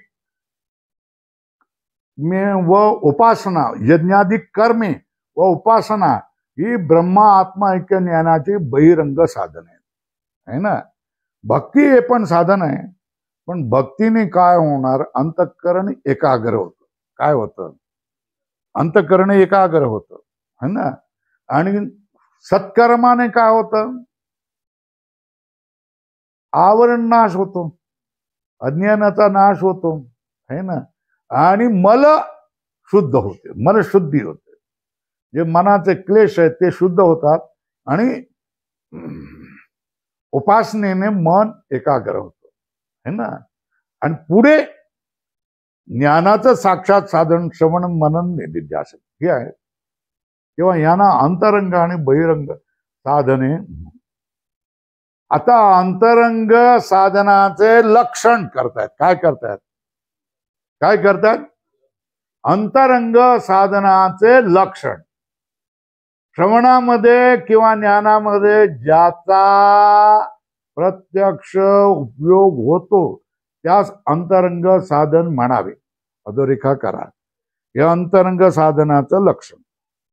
ज्ञानामध्ये ज्याचा प्रत्यक्ष साक्षात जवळचा उपयोग होतो, श्रवणामध्ये किंवा ज्ञानामध्ये ज्याचा साक्षात उपयोग होतो त्याला काय म्हटलेलं आहे, अंतरंग साधन म्हणावे, है ना. विवेकादी 4 साधने असतील तर त्याचा श्रवणामध्ये साक्षात उपयोग आहे. विवेक असेल तर तुम्हाला श्रवण करणं आवडणार, वैराग्य असेल तर हे ज्ञान तुम्हाला आवडणार, है ना. समाधी षटक असेल तर हे ज्ञान तुम्हाला श्रवण करायची आवड होईल. नाही तर तुम्ही एवढ्या पावसात का आले असते आजच्या दिवशी, सांगा ना. हे आता कुठून आले, कसे आले, त्यांचे त्यांना माहिती, है ना. ते काय कार मधून तर आले नसाल ना, बरोबर आहे ना. मग आले कसे आले, का आले, हे असेल ना. म्हणून विवेकादी 4 साधने असतील तर त्याचा श्रवणामध्ये साक्षात उपयोग आहे. कारण की विवेक वैराग्यादी वाचून विषयासक्त बहिर्मुख पुरुषांना श्रवण घडत नाही. जे विषयामध्ये आसक्त आहेत, सत्संगापेक्षा दुसऱ्या कामाला महत्व देत आहेत, है ना, त्यांना श्रवण घडणार नाही, है ना. असं काम होतं म्हणून जावं लागलं, नाही येणार, त्यांना नाही जमणार. आणखी काय, बहिर्मुख असेल तर त्यालाही याची आवड होणार नाही. विषयासक्त असेल तरी नाही होणार, बहिर्मुख असेल तरी नाही होणार. तेव्हा काय सांगितलंय, विवेक वैराग्यादी वाचून विषयासक्त बहिर्मुख पुरुषांना श्रवण कधीही घडणार नाही, त्यांना श्रवणाचा लाभ होणारच नाही. है ना. तसेच श्रवण मनन निधिध्यासनाचा ज्ञान उत्पत्तीमध्ये उपयोग आहे. तुम्ही श्रवण कराल, मनन कराल, निधिध्यासन कराल, तर त्याचा उपयोग कशामध्ये होईल? ज्ञानाच्या उत्पत्तीमध्ये त्याचा उपयोग होईल. कशामध्ये उपयोग होईल? तुमची ज्ञानाची शक्ती वाढेल ना. बुद्धीची शक्ती, बुद्धीची ताकद, बुद्धीची योग्यता ही तुम्ही वाढवू शकाल. कशाने? बरोबर आहे ना. ते कशाने? श्रवण मनन निधिध्यासनाने ज्ञान उत्पत्तीमध्ये उपयोग आहे. ज्ञान आकाशातून टपकतं का पावसासारखा? आज पाऊस पडला तसं नाही. परिश्रम करावे लागतात. कशा? अरे पाऊस असताना देखील पाऊस आकाशातून पडत होता, तो मला भिजवत होता, तरी पण टॉवेल वगैरे घेऊन काहीतरी घेऊन आलेच की नाही लोक. हे महत्वाचं आहे. काय महत्वाचं आहे? श्रवणाधिका वाचून ज्ञान उत्पन्न होत नाही, है ना. ज्ञान आपोआप आभाळातून पावसासारखं टपकत नाही. त्याच्यासाठी मेहनत घ्यावी लागते. श्रवण मनन निधिध्यासन करावेच लागते. तसे त्वम पदाचा यथार्थ अर्थ समजल्या वाचून जीव आणि ब्रह्म याचे अभेद ज्ञान होत नाही. तत्वम पदार्थाचं संशोधन आपण केलेलं आहे ना. औपाधिक सगळे भेद म्हणून टाकून दिलेले. जीवाची उपाधी कोण? अविद्या. ईश्वराची उपाधी कुठली? महामाया. आणि ही माई काय खोटे आहेत, त्यांना बाजूला काढलं. त्याच्यामधला प्रतिबिंब ईश्वर गेला, त्याच्यामधला प्रतिबिंब जीवात्मा गेला. मग राहिला कोण? ज्याचं प्रतिबिंब आहे ते बिंब राहिलं. बिंब कोण? ब्रह्मतत्व. इकडे कोण? कूटस्थ आणि ब्रह्मतत्वामध्ये काय विलक्षणता? काही विलक्षणता नाही. दोन्ही चैतन्य तत्वात गेले, त्याच्यामध्ये पटकन गेले, एकमेकांमध्ये मिसळून गेले. त्याच्यानंतर दुसरा काय विचार केला आपण? ईश्वर हा काय? वाच्यार्थ आहे ना. जीव आहे काय? वाच्यार्थ आहे. वाच्यार्थामध्ये भेद राहणार, लक्षार्थामध्ये भेद राहत नाही. तर लक्षार्थ कोण? ईश्वराचा लक्षार्थ कोण? ब्रह्मचैतन्य. जीवात्म्याचा लक्षार्थ कोण? कूटस्थ चैतन्य आणि ब्रह्मचैतन्य याच्यामध्ये एकता संभव आहे. लक्षार्थामध्ये एकता, वाच्यार्थामध्ये भेद. भांडणारे लोक वाच्यार्थाला घेऊन भांडतात, आणि काय करणारे सुखी होणारे लोक लक्षार्थाला घेऊन सुखी होतात. भांडणारे लोक दुःखीच होणार, है ना.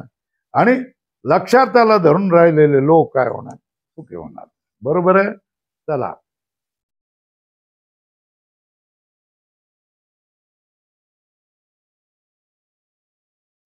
श्रवणाधिकांचा ज्ञान उत्पत्तीमध्ये प्रत्यक्ष उपयोग आहे. म्हणून श्रवणाधिक ही अंतरंग आहेत.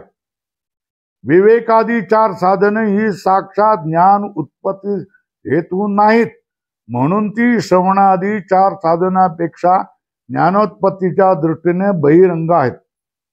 यज्ञादी कर्मापेक्षा मात्र ती अंतरंग आहेत. आता बघा,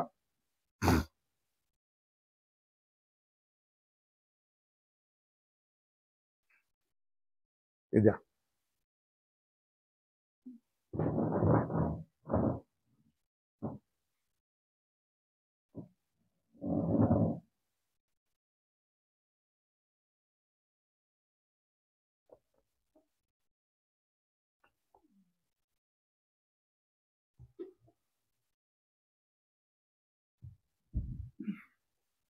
आता बघा,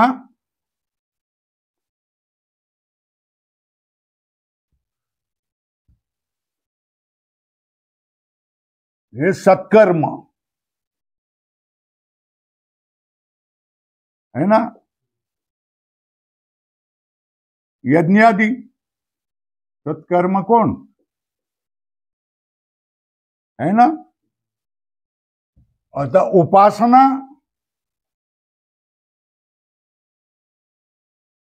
काय?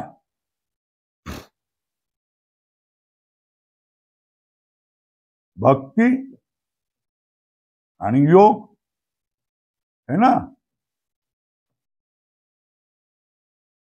याच्यातून तुमच्यामध्ये काय होईल?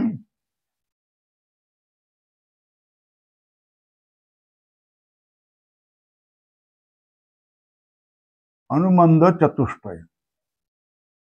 हा, अनुबंध चतुष्टय काय?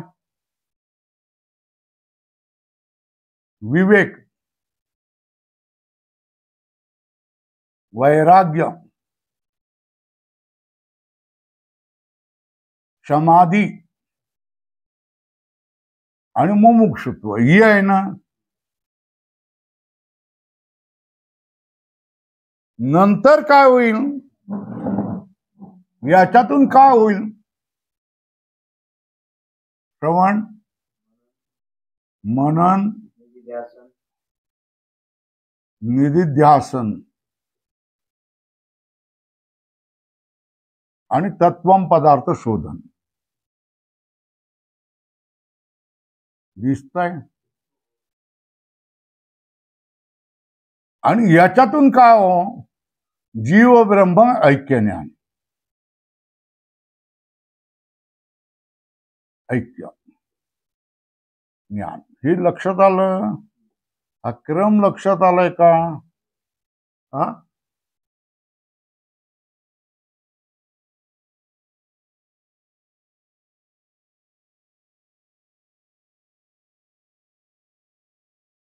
आहे ना? आता ही एक राशी झाली, ही एक राशी झाली, ही एक राशी झाली. आणि हे शेवटी काय झालं? पहिला पडाव, दुसरा पडाव, तिसरा पडाव. पहिला ठेपा, दुसरा ठेपा, तिसरा ठेपा आणि चौथा कोण आहे? जीव ब्रह्म ऐक्यज्ञान. सर्वात जवळचं कोण? जीव ब्रह्म ऐक्यज्ञानाला. जीव ब्रह्म ऐक्यज्ञानाला सर्वात जवळचं कोण आहे? बरोबर आहे ना? मग हे काय झालं? सगळ्यात अंतरंग साधन काय आहे ना? ह्या दोघांमध्ये विचार केल्यानंतर हे काय झालं? बहिरंग झालं, है ना? है ना? आता ही दोन अंतरंग मारले,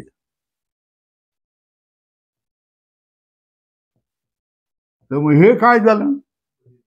हे झालं बहिरंग. हे लक्षात येतं का?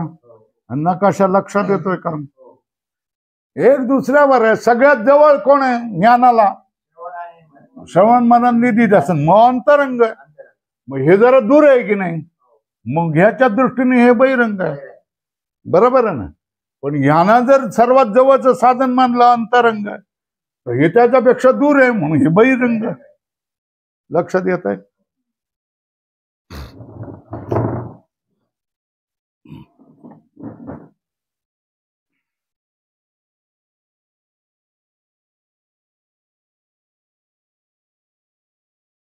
श्रवणाधिका वाचून ज्ञान उत्पन्न होत नाही. तसेच त्वम पदाचा यथार्थ अर्थ समजल्यापासून जीव आणि ब्रह्म यांचं अभेद ज्ञान होत नाही. श्रवणाधिकाचा ज्ञानोत्पत्तीमध्ये प्रत्यक्ष उपयोग आहे.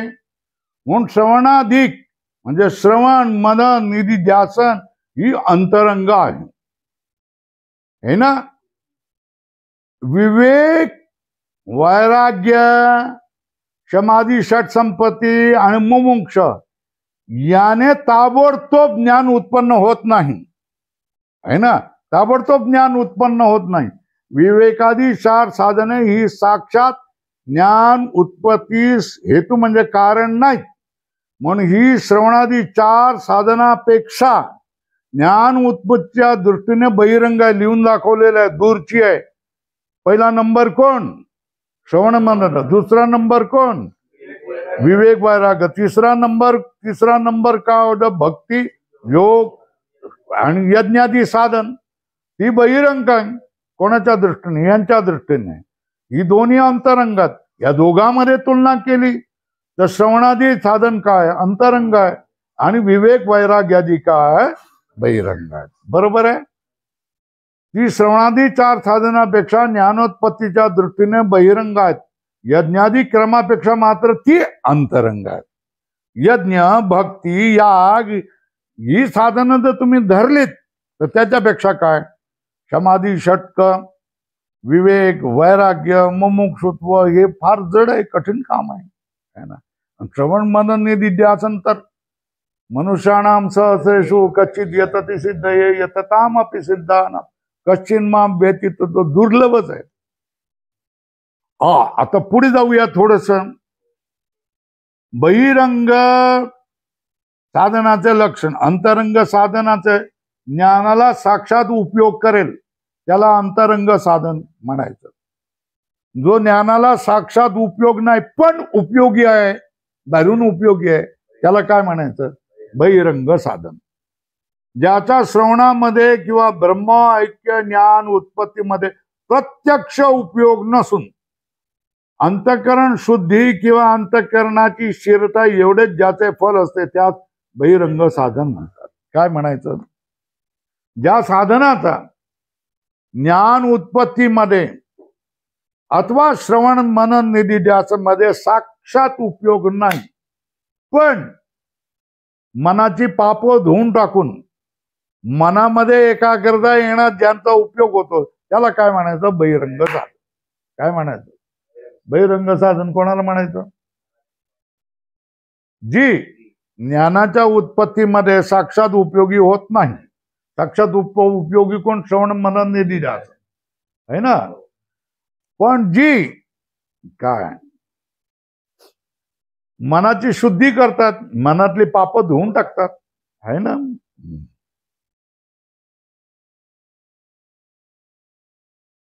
तुका म्हणे पापे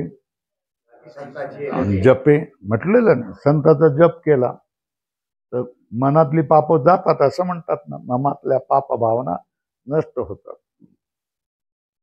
पाप ताप दैन्य जाय उठाउठी झालिया भेटी हरिदासाची. बरोबर आहे ना. तर या अशा तऱ्हेने आपणाला काय करतात? साधू संताची संगती, यज्ञ, दान, कर्म, जीव घालणं, ब्राह्मण भोजन, संत भोजन या सगळ्या गोष्टी आपल्या मनामध्ये पापाच्या भावना कमी कमी कमी दाबून टाकतात आणि पुण्याच्या भावना अशा वर वर वर उठत राहतात. जे तुमच्यामध्ये जास्त असेल है ना ते तुम्हाला भासणार ना. बरोबर आहे ना. भात तुम्ही किती 5 किलोचा भात बनवला आणि त्याच्यामध्ये तुरीची दाणे किती आहे? 20 आहे. तर तो भात होईल का काय होईल? वरण होईल. भात होईल. आणि वरण तुम्ही 5 किलो टाकलं त्याच्यात तूर डाळ आणि त्याच्यामध्ये 20-25 दाणे तांदळाचे आहेत तर ते वरण होईल का भात होईल? वरण होईल. आणि जर भात तितकाच आणि तूर तितकीच ठेवली तर त्याचं काय होतं? हे आहे ना, हे व्यवहारात आपला आहे ना. तसंच आहे इकडे सुद्धा. काय असतं? पाप दाबायचं असेल तर पुण्याला वर करावं लागतं. तर सगळं अंतःकरण पुण्याने भरलेलं वाटेल आणि पुण्य इतकुलं आणि पाप का इतकुलं तर मग काय होऊन जाईल? ते पापानेच भरलेलं अंतःकरण आहे ना. आणि दोन्ही बरोबर असेल है ना तर पापही करतोय आणि काय साधू संताला जेवणही घालतोय, कोंबड्याही पाळतोय आणि काय करतोय साधू संताला जेवणही घालतोय. असंही असतं. हे लक्षात येतं की नाही म्हणून सांगितलं है ना. तर तुम्ही जर सत्कर्म केलीत, भक्ती केलीत, योग केला तर तुम्हाला काय होऊन जाईल? अंतःकरणामध्ये पापाच्या खुणा वाढत जातील. हे पुन्हा 1 2 3 4 5 10 मग तुम्हाला अशी भावना होईल. काय भावना होईल? की मी पाप केलेलं नाही है ना. कारण पाप थोडंच असतं. मी पुण्य केलेलं आहे, कोणाला तर वाईट काम केलेलं नाही, कोणाला फसवलेलं नाही, लबाडी केलेलं नाही, मारलेलं नाही, खून केलेलं नाही, काही केलेलं नाही. मी शुद्ध आहे, मी पवित्र आहे कारण माझ्याकडे पुण्य आहे ना. आणि देवाची माझ्यावर कृपा आहे. देवाची तुमच्यावर कृपा झाल्याचा तुम्हाला अनुभव कधी असेल? अरे जन्मोजन्मी आम्ही बहुपुण्य केले केव्हा या विठ्ठले कृपा केली. जन्माजन्मामध्ये आम्ही काय केलेलं आहे? पुण्य केलेलं आहे. हे त्याच्यावरून अनुमानाने सिद्ध होतं की नाही.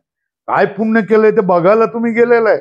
या जन्मामध्ये तुम्हाला ईश्वराने कृपा केली असं ज्या वेळेला आतून आतून तुमचे हे यायला लागतात, प्रेरणा यायला लागतात की आपणावर देवाने कृपा केली आहे, आपणाला त्या दया सिंधूने दया केलेली आहे, आपणाला बाहेर काढून ठेवलेला आहे, आता हे सगळं मला कळायला लागलेलं आहे, संसार मला खोटा वाटायला लागलाय, देव मला जवळचा वाटायला लागलेला आहे, हे ज्या वेळेला वाटायला लागलं त्यावेळेला आपणाला वाटतं की आपणाला काय केलंय, देवाची आपणावर कृपा झाली. पण देवाची कृपा कधी अशी होईल का, त्याच्यावरून आपण अनुमान करतो, जन्मोजन्मी आम्ही बहुपुण्य केले. बरोबर आहे ना? हे सगळे अनुमानाने ठरतात. कारण माझ्या हालचाली, माझ्या क्रियाकलाप हे देवाला जवळ करणाऱ्या, देवाचा अनुभव येणार आहेत, तर ते पुण्याशिवाय येणं शक्य नाही. मग मी अनुमान करतो आम्ही जन्मामध्ये खूप पुण्य केलेलं आहे, त्याच्याशिवाय मला देवाने असं केलेलं कधीच करणार नाही. आता अंतःकरणाची शुद्धी किंवा अंतःकरणाची स्थिरता एवढंच त्याचं फळ असते. कोणाचं? ज्यांच्या श्रवणामध्ये किंवा ब्रह्म आत्मज्ञाना उत्पत्तीमध्ये प्रत्यक्ष उपयोग होत नाही. अंतःकरण शुद्धी किंवा अंतःकरणाची एकाग्रता एवढंच ज्याचे फल असते त्यास बहिरंग साधन म्हणावे. ही बहिरंग साधनं कोणती? यज्ञादी कर्मे, उपासना, भक्ती, योग यांचं हे फल आहे, म्हणून ही बहिरंग साधने आहेत. आता शंका करतायत, यज्ञादी कर्मापासून स्वर्गाची प्राप्ती होते की नाही होते? बोला हो की नाही बोला. त्याने विचारलं हो की नाही? हो होच म्हणावं लागेल ना. स्वर्गादीची प्राप्ती होते असे शास्त्रात सांगितले. यावरून यज्ञादी कर्मे संसार साधनेच आहेत. यज्ञादी कर्म संसाराची साधनच आहेत, अंतःकरण शुद्धीची साधने नाहीत. मग त्यांना ब्रह्मात्म ऐक्य ज्ञान प्राप्तीचे साधनत्व कसं म्हणायचं? कर्मठ ज्ञानी बोलतोय तो, संपूर्ण ज्ञानी नाही, कर्मठ ज्ञानी बोलतोय. याला तुम्ही साधन कसं काय म्हणता? यज्ञ यागादींना स्वर्गच मिळणार की नाही, मग तुम्हाला संसारच मिळणार आहे की नाही, मग तुम्ही त्याला ज्ञानाची साधन, बहिरंग साधन कसं काय म्हणतात? त्याने काय विचारलं? तो कर्मठ ज्ञानाचा अभिमानी आहे, पूर्ण समजून घेतलेलं नाही आहे ना त्याने, है ना? तो काय सांगतोय? अरे बाबा, यागादी कर्म केलं तर स्वर्ग तुम्हाला मिळणार की नाही? वेदच सांगतो ना. यागादी कर्म कशासाठी करायचं? ज्ञानासाठी का स्वर्गासाठी? स्वर्गासाठी करायचं. तर यागादीचं फळ काय? स्वर्ग आहे. ज्ञान हे कुठे फळ होत आहे? त्यांना तुम्ही ज्ञानाचं बहिरंग साधन कशाला मानतायत? हे कोणाचं आहे? कोणाचं सांगणं आहे? पूर्व पक्षाचं साधन आहे, कर्मठ ज्ञानाचं, आहे ना. नुसतं ऐकिव ज्ञान भरून तो बोलतोय. समाधान काय?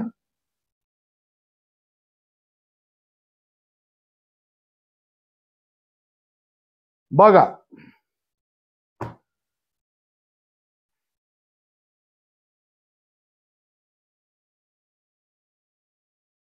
तुम्ही कर्म केले, है ना. कर्म केल्यानंतर कर्माचं फळ असणारच की नाही? असणारच ना. बरोबर आहे ना. त्या फळाची जर तुम्ही इच्छा धरली तर ते फळ तुम्हाला मिळणार की नाही मिळणार? मिळणारच. बरोबर आहे ना. आणि इच्छा तुम्ही धरली नाही, मला नको म्हटलं तर नाही मिळणार. बरोबर आहे. तुम्ही कुठलीही कर्म केली, यागादी कर्म केली, आहे ना, काय फळाची इच्छा धरून मला स्वर्ग पाहिजे असं म्हणून तुम्ही यागादी कर्म केली, आहे ना, तर तुम्हाला स्वर्ग मिळणार का नाही मिळणार? कारण इच्छा कसली धरली आहे? स्वर्गाची. मग तुम्हाला काय मिळणार? स्वर्गच मिळणार की नाही? पण ती 7-8 दिवसाचा काय आहे?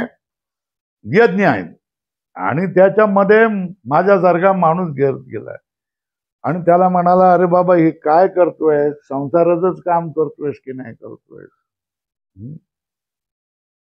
मग सोडून दे, काही कामाचं नाही.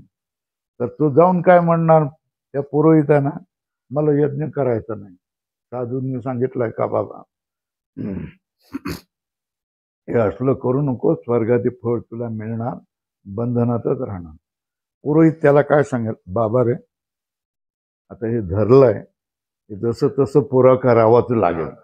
मध्ये सोडून दिलं तर पाप होत, घाबरवेल त्याला. मध्ये सोडून देतं तर पाप. तुला स्वर्गादीचं फळ नाही पाहिजे, आम्हाला दक्षिणा पाहिजे आहे ना. तुला स्वर्गादीचं फळ नाही पाहिजे ना, तर सांग ना की स्वर्गादी फळ मला नको आहे, इदम न मम, इदम न मम, पण काम पूर्ण करून दे, है ना. साधूकडे गेल्यानंतर तो म्हणतोय असं आहे ना, त्याच्यावर साधू संत सांगेल की असं नको म्हणू, हे सगळं ईश्वराला समर्पण कर. तू काय कर, हे फळ जे आहे ना हे तू काय कर, ईश्वराला समर्पण. म्हणजे त्याचं पाप पुण्य कोणाला मिळेल, ईश्वराला होईल. तू कोरडं तर कोरडा राहून जायचं.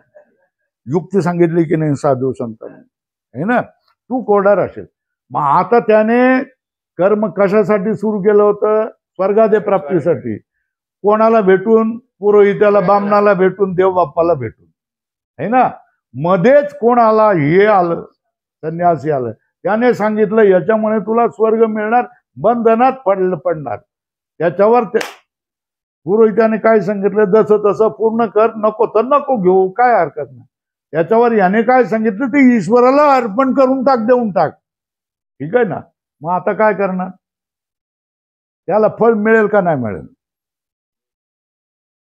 नाही त्याला कमी, कारण त्याने फळावरची आपला अधिकार सोडून दिला. हे फळ कोणाला, ईश्वराला. कृष्णार्पणमस्तु, हे ना, हे सगळं कृष्णाला अर्पण असून द्या, असं त्याने सांगितलं. आता मग त्याला फळ मिळेल का नाही मिळेल, नाही मिळणार. त्याला फळ मिळणार की नाही मिळणार, त्याला स्वर्ग आधी मिळणार नाही, पण काय मिळणार, कृष्णाची प्रीती मिळेल की नाही, कोणाची, कृष्णाचं प्रेम मिळेल की नाही. याने आपणाला मिळणारं फळ मला देऊन टाकला असं म्हणून कृष्ण त्याच्यावर प्रेम करायला लागेल की नाही, करायला लागेल ना.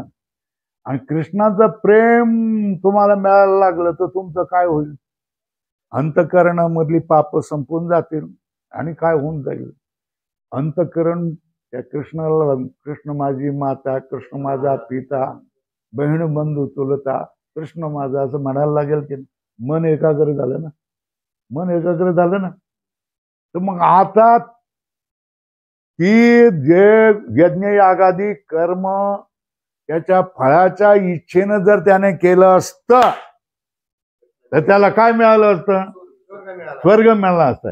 आणि त्याने त्याचं फळ देवांना देऊन टाकलं तर कोण मिळाला, देवच मिळाला ना. आणि देव मिळाला आणि त्याने देवाविषयीची प्रीती ह्याच्या अंतःकरणामध्ये उत्पन्न केली, ह्याच्या अंतःकरणामध्ये कृष्णाविषयीची प्रीती उत्पन्न केली. बाहेरच्या गोष्टीविषयी तो आता बंद करून टाकला त्याने. आणि त्याने कृष्ण कृष्णाचा, रामकृष्ण हरी जप करायला लागला. अंतःकरण शुद्ध झालं, अंतःकरण एकाग्र झालं. हे फळ झालं की नाही. कसं, एकच काम आहे ना, एकच कर्म, यागादीच कर्म आहे ना. मग त्याचं फळ काय होतं, त्या फळाची इच्छा धरली तर तुम्ही बंधनामध्ये जाता, आणि फळ देवाला देऊन दिलं तर मन एकाग्र होत.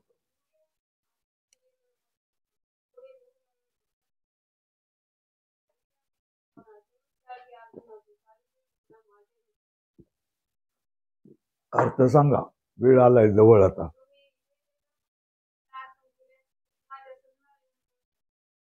मग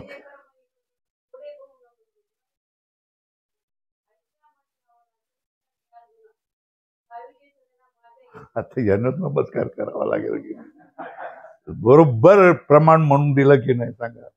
एक बाई सुद्धा आपली कर्म करत असताना सुद्धा प्रमाण गोळा करू शकते की नाही. नुसतं प्रमाण गोळा करू शकत नाही, तर ती उपस्थित होणं, पटकन उपस्थित होणं, हे सुद्धा महत्वाचं आहे की नाही. हे तुमचं मोठेपण आहे, तुमचा प्रयत्न हा महत्वाचा भाग आहे. लाटताना त्याने ओव्या पाठ केलेल्या आहेत.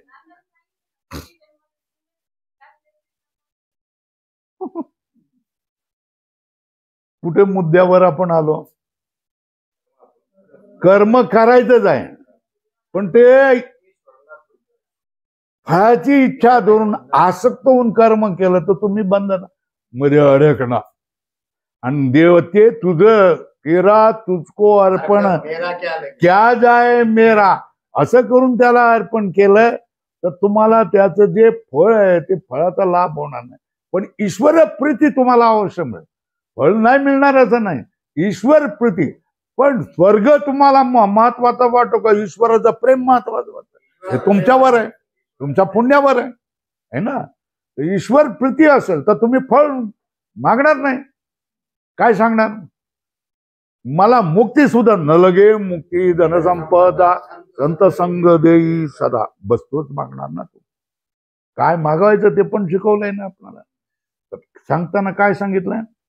संसार प्राप्तीच्या इच्छेने यज्ञादी कर्मे केली तर त्या सकाम पुरुषांना यज्ञादी कर्मे संसार साधने आहेत, ही गोष्ट खरी आहे. तू म्हणतो त्याप्रमाणे स्वर्गादी मिळणार आहे, खरं आहे. संसाराला तो लागणार आहे, खरं आहे. परंतु परंतु परंतु हे महत्वाचं आहे ना. ह्याच्या विरुद्ध निष्काम पुरुषांना अंतःकरण शुद्धीद्वारा यज्ञादी कर्मे ज्ञानासहित हेतू आहेत. हे तुमच्या विषयी झालंय की नाही? अहो कीर्तनामध्ये, प्रवचनामध्ये, दिंड्यामध्ये किती गेलेले आहेत सांगा तुम्ही? झाले आहेत ना. मग त्या ठिकाणी काय करतं? ईश्वराने आपणावर कृपा करावी, कोणीतरी आपणाला गुरु भेटावा, कोणीतरी आपणाला ज्ञान सांगणारा भेटावा, असा इच्छेने तुम्ही फिरत राहिले, दंड्यात गेले, सेवा केली, काय काय करायचं ते सगळं केलं. त्याचं फळ काय? सज्जनाची संगती भेटली, गुरु भेटले, ज्ञान भेटायला लागलं, सगळं समजायला लागलं, जे जीवनाचं प्रयोजन पूर्ण व्हायला लागलं की नाही लागलं? यज्ञादी कर्मे ज्ञानासहित हेतू आहेत. अंतःकरण शुद्धीद्वारा, अंतःकरण शुद्धी आणि अंतःकरणची एकाग्रता करण्यासाठी यज्ञादी कर्मे ज्ञानाला हेतू आहेत. म्हणून ती ज्ञानाची बहिरंग साधने. ज्ञानाची काय आहे ना? कशामधून? अंतःकरण शुद्धी, अंतःकरणाची एकाग्रता करत करत ज्ञान प्राप्तीकडे तुम्हाला घेऊन जाणारे आहेत. ते वाट सुरू आहे तुम्हाला धरून, चला चला चला चला ज्ञानाकडे चला, चला ज्ञानाकडे चला करून घेऊन जाणारे आहे ना. म्हणून त्यांना काय म्हणायचं? बहिरंग. अंतःकरणाचं तुमचं शुद्ध करणार, तुम्हाला काय करणार? ते असतात ना, हे घ्या ड्रेस घ्या, धोतर घाला साहेब, धोतर घाला, हा नेहरू घाला, ही टोपी घाला, टिळा लावतो, आता चला माझ्या बरोबर दिंडीत चला, अशी करणारे सुद्धा माणसं असतात की नाही? असतात. तर तशा तऱ्हेने ही बहिरंग साधनं कुठे ज्ञान मार्गावर तुम्हाला चालायला लावणारी असतात. अंतःकरण शुद्धी और अंतःकरणाची एकाग्रतेच्या द्वारे. मग तुम्ही हळूहळू, नाही तर तुम्ही काय बालाजी काय डॉक्टर कधी आलं सकाळी येते नाही आला, त्यांना लय व्यसन लागलं बघा. व्यसन म्हणजे काय? आदत लागली म्हणजे काय? आवड निर्माण झाली की नाही? जर एवढ्या पावसात तुम्ही येणार, आज पाठ बंद असंच आम्हाला वाटलं होतं है ना. पण आलात, झालं, पूर्ण झालं, वेळ झालेला. ओम पूर्णमदः पूर्णमिदं पूर्णस्य पूर्णमादाय पूर्णमेवावशिष्यते. ओम शांति शांति शांति.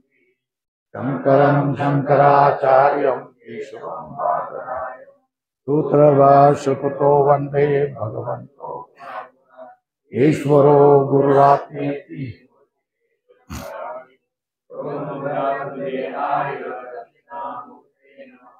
ओम शांति शांति शांति. ए बाबा ह्यांना पुस्तक आणायला